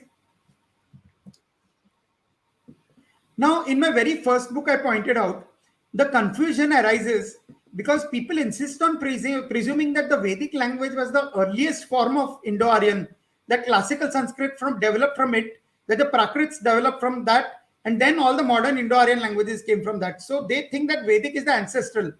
So, let alone the pet Hindu theory that Vedic is the Proto-Indo-European, it is not even Proto-Indo-Aryan because it is only the Puru language. The Vedic language is the language of the Purus, whereas there were other Indo-European dialects to the east which were not descended from it. They were the languages of the Yadus, Turvasus, Ikshvakus. Now, I pointed out that the earliest form of Proto-Indo-European speech was spoken in the interior of India. And in late prehistoric times, pre-Rigvedic times, it spread out as far north and west as Kashmir and Afghanistan. That is, the Druhus, Anus, etc., kept spreading out. Whereas the inner dialects remained within India, the Yadu, Turvasu, Ikshvaku, etc. So, sir, Next. I just want to pause Yeah. here. You made a very important observation. You have said that the Vedic Sanskrit was the language of a particular tribe. Yeah. The Rigveda is a book of a particular tribe. Obviously, today it has spread out and it has become a pan-India book. Obviously, with the advent of time, with people adopting each other's practices and how memes travel. Yeah. Uh, Now, this particular point that you make, it's very important because this series is going to be staying with us forever. Hopefully YouTube does not shut me down, assuming. But Yeah. but this riles a lot of people up in the Hindu side every time you say this. Yeah. It I don't know how to put it. It hurts their sentiments. It's, I don't know what to do, but it's very important to that I let you make your point here, that Yeah. how does it matter? How do you explain it to a person who says nahi, Vedic culture sabka culture tha? What do you do with such Yeah. people? No, you can't prove. And the saddest part of it is, I have read references to myself by various people saying that Talageri claims Vedic was the ancestor of all the languages. Well, really, what can I say now? I mean, I'm just tongue-tied when I hear this rubbish. Now, I said that the original, which I called in my very first book, I called it Proto-Indo-European. That is the Proto-Indo-European which the Westerners have developed, linguistics have developed, which Hindus reject. It was they have reconstructed it from only 12 branches, which represent the Puru, Anu, and Druhu dialects. But there was an earlier Proto-Indo-European which probably had connections with the. I pointed out how Austronesian languages have numbers and all common. So if they were in Eastern India, you see, in the very ancient most period, the Proto-Indo-European language must have been in contact with all that. So that is where those common elements develop. Now, the modern Indo-Aryan languages are not descendants of Rigvedic, but of other dialects, the inner Indo-European dialects. This is what I wrote in 1993, remember? And finally, they came out in the form of new Indo-Aryan dialects, as heavily Sanskritized as the Dravidian languages. I don't know if when people, refuse to accept. I've seen many recent posts on the internet where they say Dravidian languages came from Sanskrit, and then some Kannada or Malayalam person or Telugu person will give a list of words used in Kannada, Malayalam, or Telugu which are derived from Sanskrit, and they say, see, this proves that these languages came from Sanskrit. Now, that is the way even the Dravidian languages you can claim. That means people try to claim, who have no knowledge of linguistics, that they came from Sanskrit. But no one has even suspected that even the modern languages of North India, the modern Indo-Aryan languages, are not really derived from Sanskrit. They are derived from the other languages which died out and which became heavily Sanskritized. So whatever Sanskrit elements you see are actually the Yadu, Turvasu, Ikshvaku, etc. dialects, which changed and changed and changed with Sanskrit influence and borrowed words and this and that, until finally you have the modern Indo-Aryan languages where they still retain clues of their earlier origins, but they have become heavily Sanskritized. And in the case of Dravidian languages, whatever anyone says about Kannada, Malayalam, and Telugu, no serious linguist will say that they came from Sanskrit. But in the case of Indo-Aryan languages of modern Eastern and Central India, they blindly assume that they came from Sanskrit, which is wrong. Now, that is actually closes all the thing. If anyone can think of any linguistic point, not this about Vedic being Proto-Indo-European and all that, but any other linguistic argument for the Aryan invasion theory, which I have not touched upon, in this, then they have to bring it out. See what the conclusion we get from this whole study of the linguistic arguments. We have, I think, covered all the categories of discussion, linguistic discussion. Now, all of them prove the out of India theory, which explains all the facts. Some facts it does not explain because you see, we don't have the facts, but they don't explain the AIT also. The AIT does not explain certain facts also because we don't have records of all these things. We can only speak about what we have records. We cannot make up data just to prove a point, So when some people ask me something, what is the proof for this? Where is this? I can't show it. But from the available data, everything linguistic proves the OIT and everything disproves the AIT, AMT completely. So it is only time for Indians to open their eyes and examine the case without any bias. Now, as I say for the languages, it is the same for the religion. I have given this in many great detail in all my articles on Hindutva and whatever, that Hinduism is not the Vedic, it is not derived from the Vedic religion. The Vedic culture spread all over this country, and it became the umbrella culture.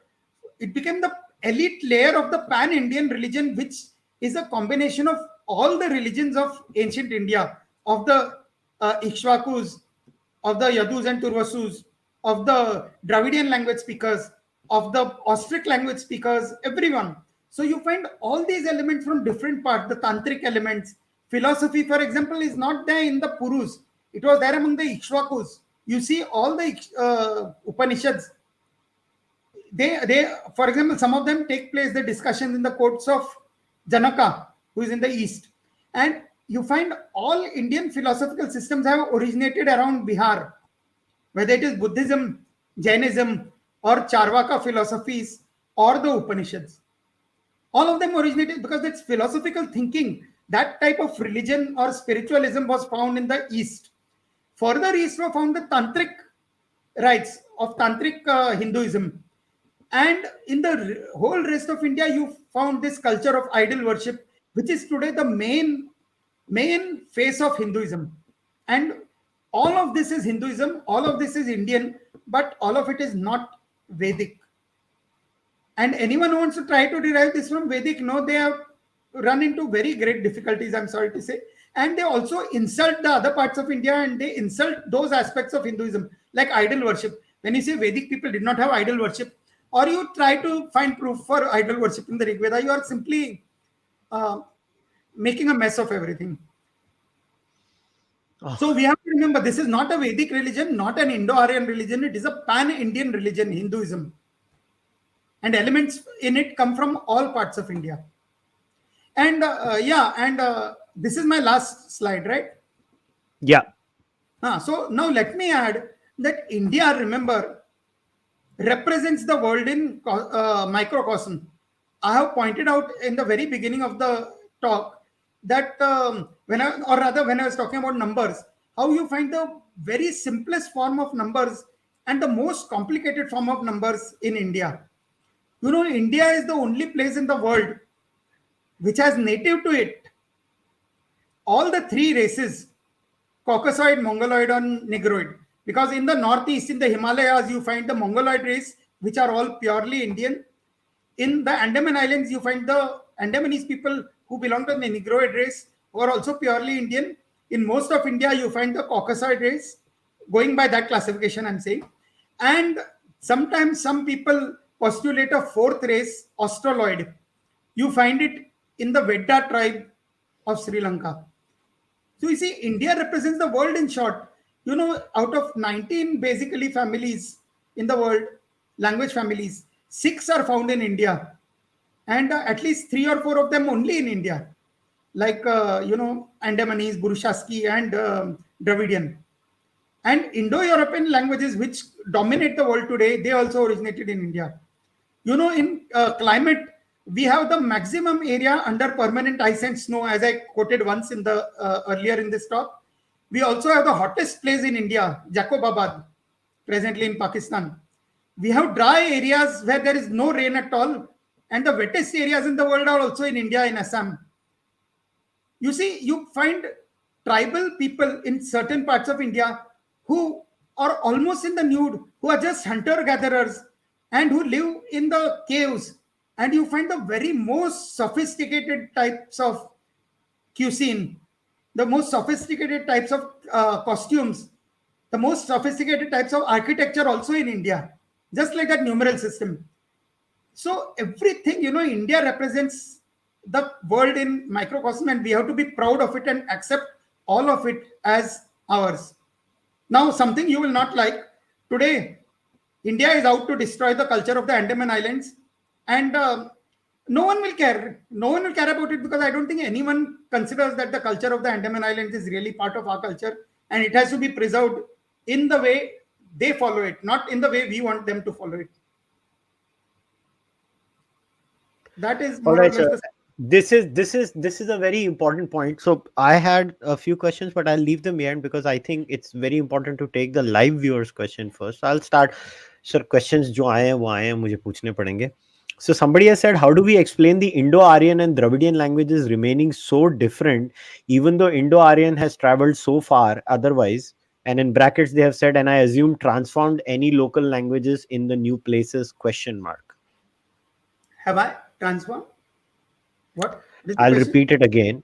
So the first part of the question is, how do we explain the Indo-Aryan and Dravidian languages remaining so different, even though Indo-Aryan has traveled so far otherwise?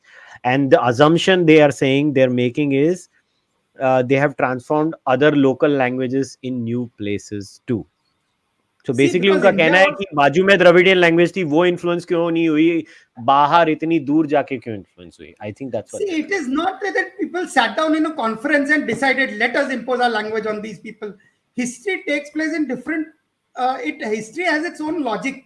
When something has happened, it has happened. You cannot say why it has happened as if someone set out with a purpose, that like God has a purpose for this world. Even these people who spread languages had purposes. No, this happens. Sometimes it changes, sometimes it doesn't. And this question, contrasts sharply with all those people whom I just mentioned, who try to show that Kannada, Telugu, Malayalam came from Sanskrit, and then they point to the large number of Sanskrit words in these languages. So it has influenced them. How can you say it has not influenced? Yes, in the basics, it has remained different. But that is it. That is the richness of India. I can ask you how in Andaman Islands, you see reference to the Andaman Islands even in Buddhist texts 2000 years ago. So you see, it is not that it is something which the Britishers discovered. And even the name is supposed to be from some myth connecting Hanuman with those islands. But whether that is true or not, it was known to Indians. And yet, and in those very same Buddhist texts, a text called the Lalita Vistara, which I have mentioned in my article, they had numbers for 10 raised to 421.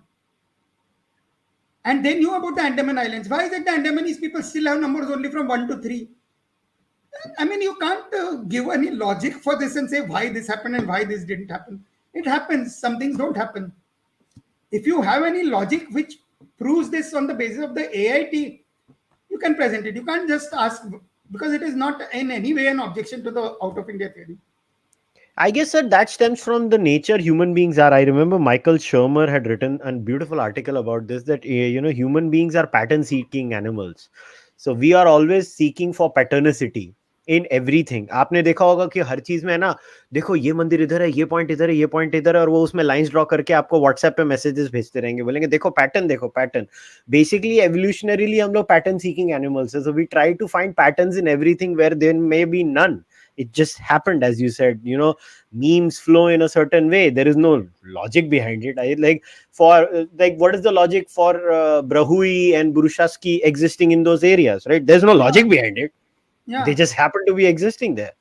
And or what is the logic behind sometimes the word like Vatura existing in Sinhalese all the way even today? I mean, why? I mean, nobody asks why for that. But it's just because sometimes we are we are pattern seeking animals. I guess patternicity is a common problem with human beings. And sometimes it is just a luck, like this Sinhalese language preserving all these things, like the second and third stages of numbers, or preserving the word Vatura. If it had not, we would not have got all this evidence. It is a luck sometimes that these things happen. So it is a bad luck that certain other things are not represented. What can we do about that? Yeah, I agree. So somebody has asked, is there a relation between the word Arya and our, ours, etc., and dasa and No, they, no, their, yeah, theirs? no, There is because you none. see that because see, I have shown in personal pronouns like vayam and yuyam is we and you in Sanskrit. You can see the connection with English we and you, and also with the Avestan words.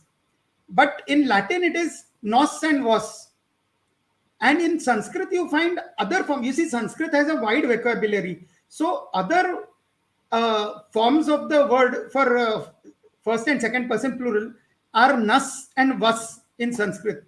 So nas and vas have become we and you in Latin, but vayam and yuyam have become in have their counterparts in Germanic languages and Avestan.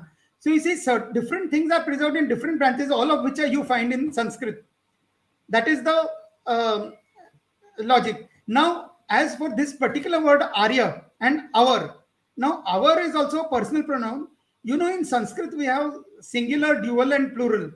Now, singular is aham, tvam, plural is vayam, yuyam, and dual is avam, vayam, avam, yuyam, sorry, avam and yuvam.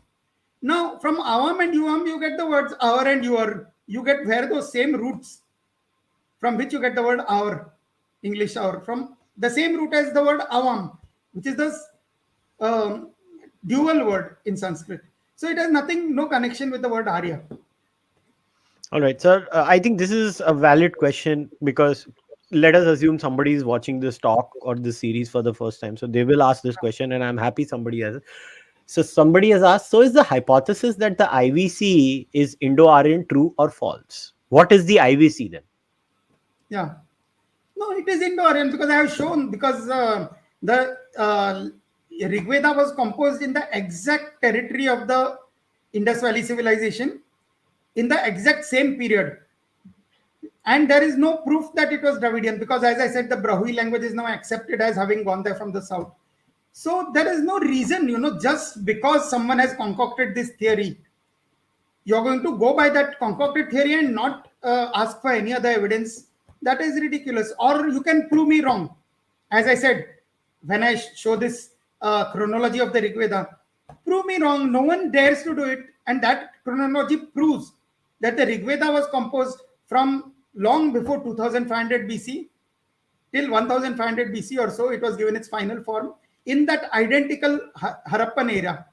Another thing, like when I spoke about cattle, they talk about Indus Valley culture being urban culture and the Vedic people being pastoral people who came from the pastoral Yes, I was just who about came. to raise that point. Yeah, but the only cattle found in India are the Indian cattle. So what did the invading Aryans do? Did they bring European cattle till the borders of India and then they cut them all up and ate them all up, including the bones, leaving no traces of them? And then they entered India and their pastoral hobbies were transferred to the Indian cattle.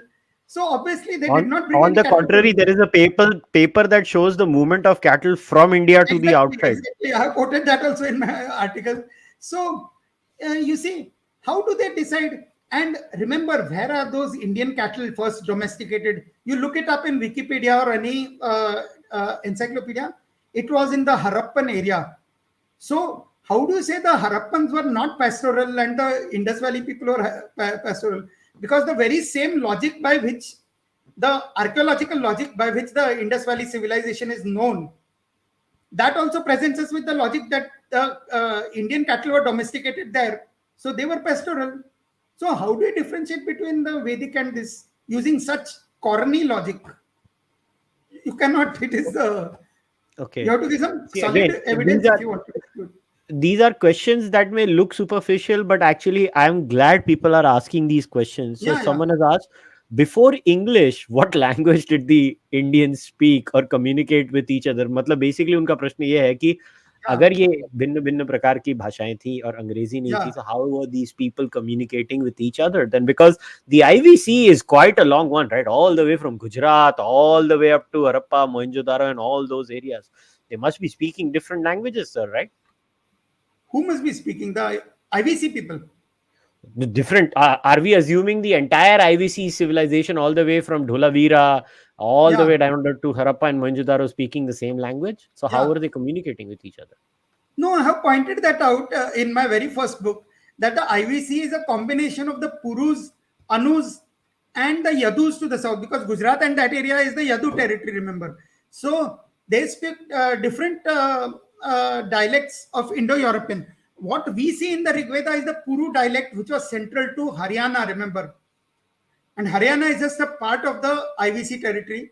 To the west was the territory which in the Rigveda itself we know to be Anu territory, because Sudas conquers westwards into the Anu territory and drives the Anu tribes out to the west. And the Iranians and Greeks and Albanians and Armenians migrate out. But even after that, in the Puranic texts, at the time of in the Buddhist period, we know that there were in the Punjab area, there were still Anu people. The kingdoms were all Anu kingdoms, the Madras, the Kekayas, and others. They are Anu tribes, they are not Puru tribes as per the Puranic classification. So you see, no one completely left the area. They just kept adapting to the new languages.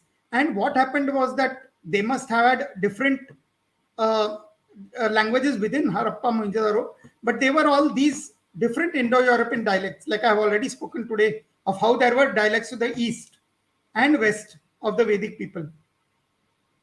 Now, another point I want to add here to, add some more weight to your answer. Uh, so here's the thing. How do the German and the French interact with each other? They don't speak in English with each other. Yeah, In some exactly. occasions, if it's a French person living in Germany, they read German, they understand German and communicate. And vice versa. If it's a German living in France, they try to learn French, and they do. When we trade with each other, we try to understand the language of the other person. For example, today, when I was trying to do some trade in Spain, I knew they did not know English, and they're very anti-English speaking, by the way. They don't Oh, like it if you speak or try to speak in English with them. They had that thing that I'm not going to speak in English. So what did I do? I wanted to trade with them.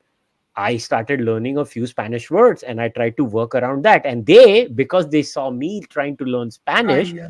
they tried to learn Hindi.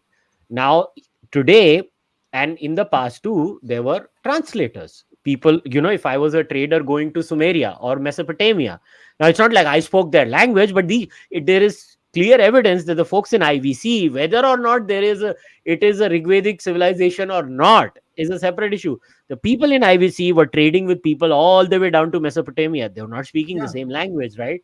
So yeah. why is it such a big deal that they can trade with somebody all the way out there and they can't even live across each other? I mean, I have never found this.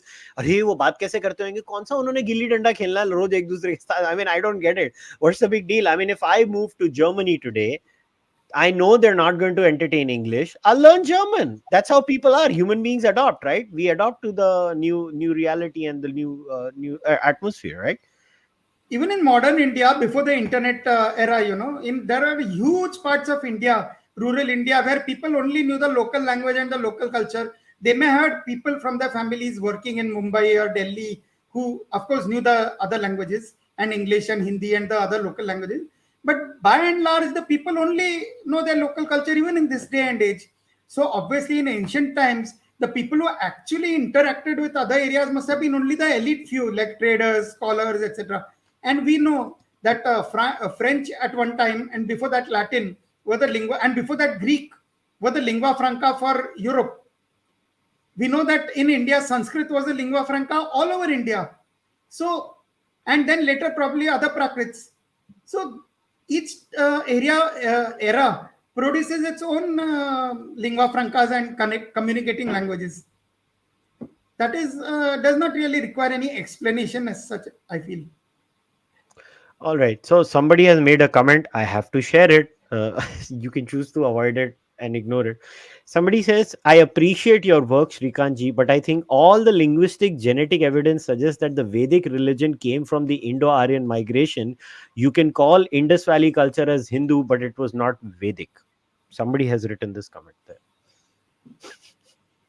No, I have said that Vedic was only the culture of the Purus who were in Haryana. and then who spread slightly. And it is in post-Rigvedic times that it spread into the rest of India. And even the Madras and this thing of historic times, they were influenced by Vedic culture. So obviously, whatever is Vedic in India is post-Rigvedic.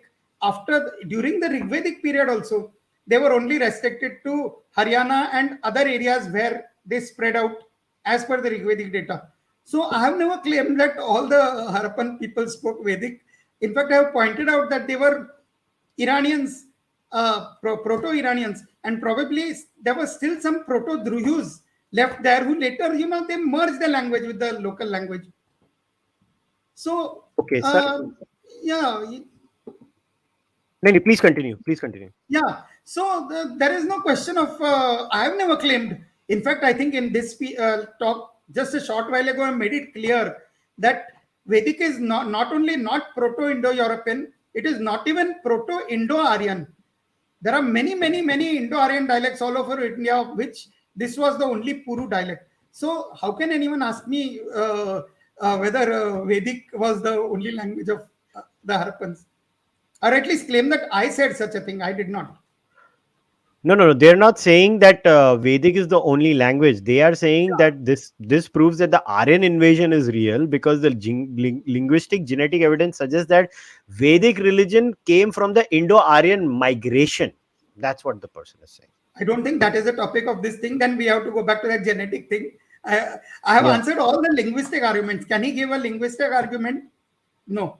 I'm not going to discuss genetics in this talk. Yeah, okay, fair enough. So now somebody has, sir, asked a question. It's like a comment based on the previous talk on the numbers. So they have written, my question is regarding the number system in different languages. Dravidian is in second stage. Then they say European language have a base 22. In some languages, 80 is 4 into 20. Modern base 10 numbers are mostly because of the spread of the Hindu place value system post Fibonacci. I really don't know what exactly he's trying to say. Now he means 4 Even into I 20 did not understand. French we know quatre wings, quatre or however you pronounce it. Quatre via NGTS, that is 4 into 20 is the word for 80. So the word for 70 is soixante di. That is soixante is 60 and di is 10. So you see, such innovations keep taking place in all languages. And that person has clearly not read my actual article on numbers, where I have pointed out that the Basque language of Spain was actually spoken over the whole of that Western Europe at that before the Indo-European languages went there, and they have influenced Celtic and so what that French. person is trying to say is Tamil and Telugu are in second stage and not the third stage, is what they're trying to say. No, they are in the third stage. How? Can you explain? How? See, I'll give for example of Telugu. Okay, you have numbers 1 to 10. ఒకటి రెండు మూడు నాలుగు ఐదు ఆరు ఏడు ఎనిమిది తొమ్మిది పది. Then you have the numbers 20, 30, etc. 20, 30, 40, 50, etc. Okay. Now, how do you get 11? Padi is 10 and Wakati is 1. So is 11 Padi Wakati? No, it is Padakondu. Is 12 Padi Rendu? No, it is Pandrendu. But after 20, what do you see? 21, 22, 23, etc. For 22, 21, 22, 23. 31, 32, 30. It's just juxtaposition. Whereas 11 to 19 are not formed in that way. And I have clearly mentioned in my talk that the distinction between stage 2 and 3 is that in stage 2, 11 to 19 are formed exactly like 21 to 29, 31 to 39, etc. Whereas in stage 3, they are formed differently from the others. And I have just given the example of Telugu. It is the same in all other languages. All right. So in case that person has any further questions, they can, you can reach out to Shrikant ji directly on his blogspot. No, I think if you read that article on numbers, this will be because I have pointed it out. And I just give the example of Telugu for this, whether it's Dravidian languages are in stage 2 or 3, it is very clear. Yeah. So, sir, just one last question because um, we obviously have done this three-part series. Now here's the thing: we've gone through different phases, different aspects of your linguistic case for the out of India theory. Now, once again, I have to say this, that this the whole premise and the whole crux and the whole division, and then I'll leave you with the last comments and we'll wrap it up, stems from every time somebody tries to have this discussion, it gets stuck at this one impasse that the Rigveda is 1500 BCE. Hmm. Now, if the Rigveda and it's not like anybody has given a robust case for why the Rigveda is 1500 BCE. There is Yeah, literally no robust case. And if somebody has a robust case of why the Rigveda is yeah. 1500 BCE, I would be happy to, you know, mm, take it. But from what I have understood, that it is basically backdating the वो कौन था वो बंदा max Muller का जिसने बोला कि 100 Yeah, साल पीछे 200 साल पीछे जाओ yeah, और इसके लिए उसकी डेट 1500 BC है. yeah, That's not a scientific explanation yeah. of anything, in my opinion. No, and I have This is pointed not out the it is trying to find the mean date between the Buddhist era from 600 BC and the Indo-European split era of around 3000 BC. So between that, somewhere they have found a point. so here's the thing. Now, in such a scenario, the entire AIT case literally is built on that date of 1500 BCE of the Yeah, Rig Veda. If that date is not real, the entire thing falls. yeah, Because if the date is behind that, then what do they do with the classical case of yeah, the Mitanni tablets, right? Or whatever, yeah, the tablets in Mitanni. Because then yeah. they have to assume that. Secondly, how does one convince somebody about the chronology of the Rig Veda? Uh, I mean, how do we actually, you know, figure out these things is my question. See, now suppose someone insists 2 plus 2 is equal to 5. How will you explain to him that it is 2 plus 2 is equal to 4? You can physically take four objects, keep 2 here, and then say, see, this is 2, put them together, and you get 4, not 5. You can point out like that. Even after that, if he does not understand, then you are helpless, absolutely helpless. This is the same case. Okay, if you thought that it was 1500 BC, all right. I have given the Mitanni data, and that evidence in my third book in 2008 is absolutely final in proving that the Rigveda goes back to 3000 BC or at least long before 2500 BC. Now, if you simply refuse to consider that data, it is impossible for me to discuss this with you. It is like trying to prove to that person that 2 plus 2 is 4, even when he refuses to see you, when you physically show him in front of him. Do it with Mm. four objects. So, the data is important, not whether I can convince someone who doesn't want to be convinced.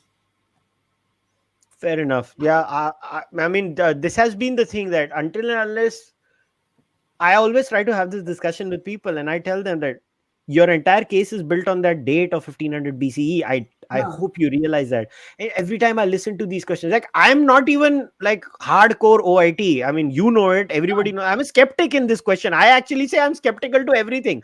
The reason I present your case the most over here is because everybody ignores you. They don't ignore the AIT AMT people. They ignore you. So that's why I double down and I say, no, I'm going to show his point of view the most. I mean, but my question is that how the hell am I going to have a conversation with someone who just refuses to have? So one more question, sir. I'm sorry, somebody has popped up. They have again, see, these a lot of these questions come from people who are genuinely curious because they might be getting introduced to this subject for the first time in their life. So yeah, they're saying if there was civilizational continuity after the collapse of the IVC, then why was there no script continuity between the IVC and post IVC, like the Rosetta Stone or something? yeah. No one knows. We don't know. That is one of the big mysteries. See, that unsolved mystery of the Indus alphabet is still an unsolved mystery. No one has been able to solve it. So I cannot answer that and give you an satisfactory explanation. It is an unsolved mystery, full stop. But what data we have discussed is what you should, instead of seeing the data which has been put, you refuse to see it, and then you ask questions about unsolved mysteries and expect me to answer them by looking in my crystal ball. I cannot do it. It is, I have given the data, answer the data, prove it is false, and then we will discuss all this. Then we will discuss all these hypothetical questions of why this did not happen or why this happened. It happened or it did not happen. That is the fact which is in front of us. We have to discuss Okay, the data, fair. not all these hypothetical situations and non situations. Okay, fair enough. Fair enough. So, guys, I think we'll wrap today's discussion up. Now, the aim of this series was that we present a particular point of view. Shrikant sir has worked years and years. He has studied tons of material. And the thing with Shrikantji's arguments are that he breaks multiple hearts. He breaks the heart of the jingoistic, chauvinistic Hindu crowd, which thinks everybody, you know, everything and everyone comes from India. Sanskrit is the be all and end all of everything. And at the same time, Shrikantji's arguments, also break the heart of people who believe in the Aryan migration and Aryan invasion. I have always maintained one thing. If you have a problem with Shrikant Talageri's arguments, you read the Rigveda, because look, when I tried to, Shrikant sir knows this, by the way. My whole journey on reading his material was to prove him wrong. That's how it started. I was a guy who believed hardcore in AIT, AMT, and I was like, I will prove Shrikant Talageri wrong. I read his books. Then I was like, I'll prove and I'll find flaws in his work. I read the Rigveda. Then I was like, not good enough. I'll read 3 English translations of the Rigveda. Then I even read the Arya Samaj translation of the Rigveda. By the way, I got a heart attack when I read the Arya Samaj translation of the Rigveda. I was like, ये क्या पढ़ लिया मैंने? ये तो कुछ sense ही नहीं बन रही है. ये Rigveda कौन सा है? But still, and after that, I did realize that look, his chronology is based on the verses that are actually mentioned in the Rigveda. We can't challenge it. But then, if you have real questions for Shrikant Talageri, he's always open to debate. Just by using ad hominem attacks like calling him a bank clerk, I mean, what are you trying to prove is my question. So bank clerks are not allowed to be intelligent. Bank clerks are not allowed to give you an answer. My question to each and every person is, have you read the Rigveda like Shrikant Talageri has read the Rigveda? Is my question to all of you. Try and read the Rigveda. I say this with full responsibility. Badi boring book hai. When I used to read it, I was like, "Arey baap re, kaise khatam karunga?" I did. I somehow managed to, but it's tough to read that book. And then you'll come in. Oh, what about genetics? Yeah, what about genetics? Look, Buddhism went from India. Can somebody explain the gene flow from India? It doesn't match. Meme flows and gene flows do not have to match. So this argument that because you have a certain entry around that date from the steppes into India, nobody denies the entry of people and the entry of certain R1, A1, A, whatever that is, into India. Nobody denies that. Shrikant Talageri has never denied that. In fact, Shrikant Talageri has gone to the extent has said that genetics cannot even prove OIT, let alone AIT. He has always maintained that genetics का करना क्या है, उससे कुछ prove ही नहीं होता है. Yes, people went from point A to point B. Yeah, we know that. They must have gone from India outside too. That doesn't prove anything. So my point is that you can disagree with Shrikant Talageri. That's not the issue. Shrikant sir has always been more than magnanimous in our email exchanges where we have had vehement disagreements. But the point is, कोई तो logic होना चाहिए. If you're going to just merely dismiss his work by just calling him names, I'm sorry. I don't accept that. Take him seriously. Read his work, read the Rigveda, find flaws in his work. Many people should do that. The problem is nobody wants to do that. They just want to bracket him as a chauvinistic Hindu. Lo and behold, till you find your and his views on spirituality, it will break a lot of your hearts. But the point is, this is not fair, is what I'm trying to say. This is not fair on the man. You check his work, you debate it. So I'll leave you guys with that. My aim through these series, and I'm very grateful to Shrikant ji. When I requested him कि sir आप ऐसे presentations बनाइए, आप आके अपना point रखिए, and he happily agreed to do it. Why? Because I wanted to create a pantheon of material which will, assuming YouTube does not shut me down, which will always have the arguments of Shrikant Talageri on the internet every time a person has to go and refer to it. Now, whether people agree with it or not, that I don't see. So I will leave at that, everyone on that note.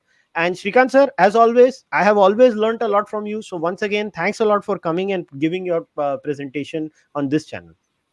Yeah, I have a few words to say which has no connection with this, and I don't know whether I should be saying these things. But you know, um, this today, 8th September, is the most inauspicious day of the year for me, because this is the day on which my mother expired 9 years ago. And so, when I didn't know that this third part would come today, so I was thinking of telling you 2 3 days ago to shift the date. But then I thought, let me at least take this chance of expressing my gratitude to my parents on this occasion, that whatever I am is because of the sanskar or whatever they have inculcated in me. Because both my parents were absolutely, they adhere to the principles of what I consider true Hindutva, that the principles of truth, justice, and humanitarianism. And not only that, see, I have, you said just now, people read the Rigveda and you will see, but people have been reading the Rigveda for thousands of years. But from that, the facts that I have taken out and prove those facts and the data and those conclusions wrong. Just reading the Rigveda will not show anything to them. So that has to be done. And I know that what I have done, even if it sounds arrogant, I know that I always refer to my case as irrefutable, which even Conrad has said, you sound very arrogant when you say that. But it's not arrogant. I know my minus points and I know my plus points. And this is my biggest plus point, that my case is irrefutable. And why I feel that I did this, because I managed to do it because I have got certain qualities from my parents. Like, my father was very systematic in his work, in the office, in his personal life, etc. I am absolutely haram scaram and unsystematic in my personal life. But in this studies, I was helped because I got this, systematic attitude from my father. And my mother was so this thing, that any matter that she looked at, like, Arjuna could only see the eye of the bird. She used to go right to the central point and say, why is this like this, or why is that like that? She used to ignore all the dross and the superfluous aspects. And I think that is the second aspect which has helped me to solve this whole thing. So I just wanted to take this chance to express my this to my parents. No, sir. We are grateful that your parents trained you the way you are, because that's how we got the best out of you. So kudos to your parents for giving you all the good training. Because फायदा तो भारत का हुआ and में आपने किताबें लिखी और मेरे जैसे लोगों को आपकी किताबें पढ़ने को मिला. So we are all grateful to you. Okay, guys, we will end today's discussion. Once again, each and every detail that has been discussed over here is going to be also be uploaded by Shrikant sir on his own blogspot. What I'm going to do is, whether you watch part 1, part 2, or part 3, each and everything is going to be in the description of the podcast. You can go and click the link of Shrikant sir's blogspot. Then you can go on his blogspot and you can access all the material over there. See, a lot of times people prefer to have a kind of a digital copy. Also, a lot of these blogs that he talks about, like the blog on the number system or the blog on the elephant, and a lot of these things, I have shared these details a lot of times in the descriptions of the podcast with Shrikant sir. So you can always go and check the descriptions. I leave all these links over there. So I'll end today's discussion on that note. I will be putting up this PowerPoint also in Word PDF form tomorrow on my blogspot. That is just me. All right, so great. So yeah, so everybody can go and check them out. All right, guys, we'll end today's discussion over here. As always, I thank each and every one of you for the support of the podcast. Please continue to watch these discussions. These are very important discussions. If you have not subscribed to the channel, please do it. Like the video, leave a comment, support the podcast either by becoming a member on YouTube or becoming a subscriber on Patreon, or by buying the Cārvāka podcast merch or sending your donations through UPI. Your support keeps making me going all the time. I will see you guys next time. Until then, namaste. Take care. Goodbye.